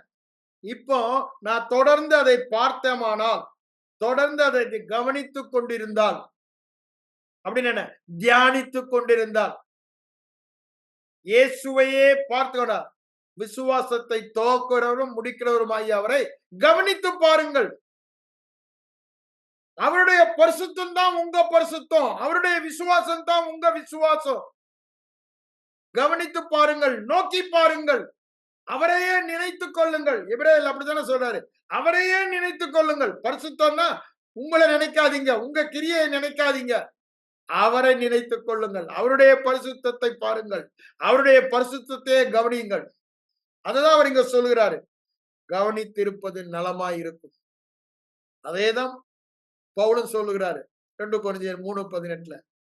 கண்ணாடியிலே உங்கள் பரிசுத்தத்தின் ஐஸ்வர்யத்தை கண்டு பார்த்து பார்த்து பார்த்து பார்த்து தொடர்ந்து அதில் நிலைத்திருந்து அந்த அளவற்ற பரிசுத்தத்தின் ஐஸ்வர்யத்தில் நீங்கள் மறுரூபமாக்கப்படுகின்றார். யாக்கோபும் அதை தான் சொல்றாரு. யாக்கோபு 1:25 அதுதான் சொல்றாரு. நீ பரிசுத்தவா அளவற்றது இப்ப கேட்டுட்டு நாளைக்கு மறந்து போயிட்டீன்னா அது உன் வாழ்க்கையில பிரயோஜனப்படாது. நீ பரிசுத்தமாய் வாழ முடியாது. ஆனா எப்ப முடியும்? தொடர்ந்து கேட்டு அதில் நிலைத்திருக்கிறவனே, தொடர்ந்து உற்று நோக்கி பார்த்து கேட்டு நிலைத்திருக்கிறவனே, அதன்படி அளவற்ற, அதன்படி என்ன, அளவற்ற, எதை நீ பார்க்கிற, எதை நீ பார்க்கிற? நீ செஞ்ச பாவத்தை பார்க்கிறியா, இல்ல கிறிஸ்துவின் பரிசுத்தத்தை பார்க்கிறியா? கிறிஸ்துவின் பரிசுத்தம் தான் ஓம் பரிசுத்தம்னு தேவாதி தேவன் சொல்லுகிறார். பொய்யுரையாத தேவன் அதை பார்க்க சொல்லுகிறார். அது தீர்க்க தரிசன வசனம் என்று சொல்லுகிறார். அந்த தீர்க்க தரிசனம் வாழ்க்கையில நிறைவேறும். நீ செய்ய வேண்டியதெல்லாம் என்ன சொல்றாரு? தொடர்ந்து உற்று நோக்கி பார்த்து அதில் நிலைத்திருந்தால், அப்படின்னு என்னங்க, அந்த நினைவு விட்டு போகவே கூடாது. எல்லா நினைவுகளை விட இந்த நினைவு மேலோங்கி இருக்க வேண்டும். அதனாலதான் பழைய ஏற்பாட்டுல லேவியர்களுக்கு என்ன சொல்றாரு? கர்த்தருக்கு பரிசுத்தம் என்று நெத்தியில ஒரு பட்டையை கட்டிக்கிட்டாங்கயா. ஏன்? நெற்றி என்ன? மனதில் அது எப்பொழுது இருக்க வேண்டும். உங்க மனதில் எப்பொழுது இருக்கணும்? நான் கர்த்தருக்கு பரிசுத்தம், நான் கர்த்தருக்கு பரிசுத்தம். அந்த வசனத்தை எடுத்து பாருங்க, நான் உங்களுக்கு காமிக்கிறேன். யாத்திராமத்துக்கு வாங்க. யாத்திராமம் 28 என்ன சொல்றாரு பாருங்க. 36. பசும் பொன்னினால் ஒரு பட்டத்தை பண்ணி கர்த்தருக்கு பரிசுத்தம் என்று எழுதி முத்திரை வெட்டாக வெட்டி அவன் பாகையில் இருக்கும்படி இளநீல நாடாவினால் பாகையின் முகப்பிலே கட்டுவாயாக. இஸ்ரவேல் புத்திரர் தங்கள் பரிசுத்த காணிக்கைகளை படைக்கும் பரிசுத்தமான தோஷத்தை ஆரோன் சுமக்கும்படி அது ஆரோனுடைய நெற்றியிலே இருப்பதாக. எதற்கு? தேவனால் நம்மளாம் ஏற்கனவே அங்கீகரிக்கப்பட்டவர்கள். ஆனா நம்முடைய மனதில் எப்பொழுதும் கட்டப்பட வேண்டியது என்ன? இருக்க வேண்டிய அரண் என்ன? நான் கர்த்தருக்கு பரிசுத்தம், நான் கர்த்தருக்கு பரிசுத்தம். அதான் பரிசுத்தவான்களில் தமக்கு இருக்கிற சுதந்திரம் என்ன? இதுதான், நான் கர்த்தருக்கு பரிசுத்தம். அவருக்கு ஏன்ட்ட இருக்க சுதந்திரம் என்னங்க? அவருடைய அளவற்ற பரிசுத்தத்தின் ஐஸ்வர்யம். இது என் மனதிலே அரணாக கட்டப்பட வேண்டும். உன் மனதின் அறையை கட்டிக்கொண்டு என்று பேதுரு சொல்றாருல்ல. 1 பேதுரு 1 13 14 வாசித்து பாருங்க. அப்போ அங்க அது அந்த மனதின் அறையிலே கட்டப்பட வேண்டியது கிறிஸ்துவின் அளவற்ற பரிசுத்தத்தின் ஐஸ்வர்யம் உடையவன். நான் கர்த்தருக்கு பரிசுத்தம், நான் கர்த்தருக்கு I am set apart. அப்படிதானே? I am uncommon, I am special. நான் விசேஷமானவன், நான் சாதா அல்ல, நான் அசாதாரணவன், நான் மிகவும் சிறந்தவன். அதுதாங்க கர்த்தருக்கு பரிசுத்தம். I am different, I am different, I am different. இந்த டிஃபரண்ட காண்பிக்கிறது ஏன் கிரியை அல்ல. அவர் பரிசுத்தமாக்குகிற கர்த்தர் நானே என்று சொல்லுகிறார். லேவியராகமம் 20 எடுத்து பாருங்க. உங்களை பரிசுத்தமாக்குகிற கர்த்தர் யெகோவா ஷிக்கேனோ, அவருடைய பெயரே என்ன? உன்னை பரிசுத்தமாக்குகிற கர்த்தர், உன்னை குணமாக்குகிற கர்த்தர் என்று சொல்லுகிறாரே. இங்க என்ன சொல்றாரு? உன்னை பரிசுத்தமாக்குகிற கர்த்தர். மக்கதேஷ், சிக்கன் இல்ல, சிக்கனா நீதி, அப்படிதானே? உன்னை நீதியாக்குகிற கர்த்தர் சிக்கனோ. அதங்க எரேமியால சொல்வதை பார்க்கிறோம். எரேமியா 23:33 நம்ம அதை பார்க்கிறோம். இங்க என்ன சொல்றாரு? மக்கதேஷ், மக்கதேஷ். கேதாஸ் என்றால் பரிசுத்தம். யெகோவா மக்கதேஷ், யெகோவாவே என்னை பரிசுத்தமாக்குகிற தேவன். இந்த வெளிப்பாடோடு இருக்கவன் நான் அல்ல. பவுல் அடிகளார் ரொம்ப தெளிவாய் சொல்லுகிறார் கலாத்தியர் 2:20, நான் அல்ல, கர்த்தரே என்னை பரிசுத்தமாக்குகிறார். விசுவாசத்தினாலே. இது எல்லாமே நான் வாழ்வது, பரிசுத்தமாய் வாழ்வது, அவர் என்னை பரிசுத்தமாக்குகிறார். அவர் எனக்கு கொடுத்த விசுவாசம். இந்த விசுவாசம் என்னை சார்ந்ததல்ல, இது கிறிஸ்துவின் விசுவாசம். இந்த விசுவாசத்தை தான் வாழ்கிறேன் என்று சொல்லுகிறார். நன்றாக புரிந்து கொள்ள வேண்டும். பரிசுத்தவான்கள் என்றால் எப்படி? பழைய உடன்படிக்கையை போட்டு குழப்பாதீங்க. நிபந்தனையே இல்லாமல் கை கொள்வீர்கள் ஆனால் என்ற நிபந்தனை முற்றிலுமாய் நீக்கப்பட்டது. கை கொள்வீர்களானால் உங்கள் கிரியைகள் முற்றிலுமாய் நீக்கப்பட்டது. இப்போ ஒன்றே ஒன்றுதான், விசுவாசத்தினாலே. இதை நாம் புரிந்து கொள்ள வேண்டும். விசுவாசத்தினாலே புறஜாதிகள் தேடினபடியினாலே அதை பெற்றார்கள். கிரியையினாலே தேடினபடினால. ரோமர் 9:30 நான் சொல்றேன். 33 வரைக்கும் வாசித்து பாருங்க, நேரம் இல்லை எடுத்து படிக்க.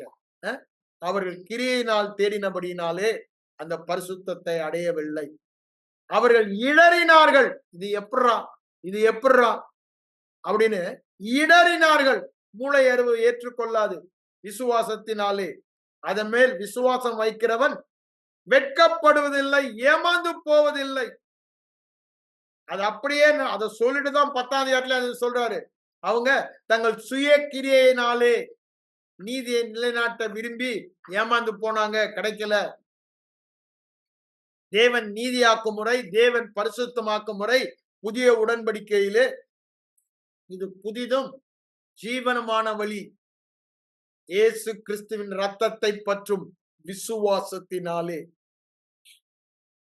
அவருடைய சரீரம் ஒரு தரம் பலியிடப்பட்டபடியினாலே என்றென்றுமாய் நம்மை பரிசுத்தமாக்கி பூரணப்படுத்தி இருக்கிறார். ஐஸ்வர்யத்தின் பரிசுத்தையே நம்மை, பூரணம் என்றால் ஐஸ்வர்யத்தின் பரிசுத்தம், கிறிஸ்துவின் அளவற்ற ஐஸ்வர்யத்தை சுவிசேஷமாக இப்பொழுது நான் உங்களுக்கு சொன்னேன். அதை இருதயத்தில் தொடர்ந்து தியானித்து 3ஆம் வான அனுபவத்தில், வெளிப்பாட்டின் அனுபவம், வெளிப்பாடு இல்ல, அனுபவம் இல்ல. Only when there is a revelation, there is faith.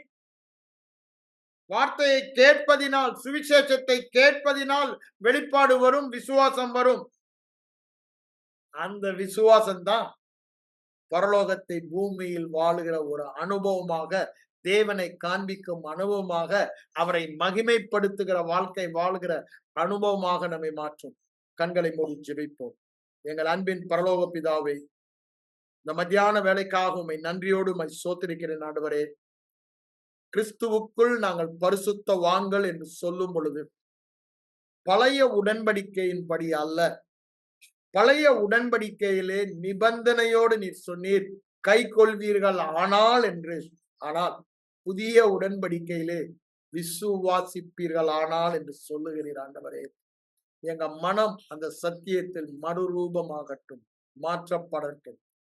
நாங்கள் கை கொள்ளுகிறபடியினால் அல்ல, எங்களுடைய கீழ்ப்படுதல் அல்ல, கிறிஸ்து கை கொண்டது, கிறிஸ்து கீழ்ப்படிந்தது, கிறிஸ்துவின் பரிசுத்தம் எங்க கணக்குல வரவு வைக்கப்பட்டது என்று சொன்னீரே.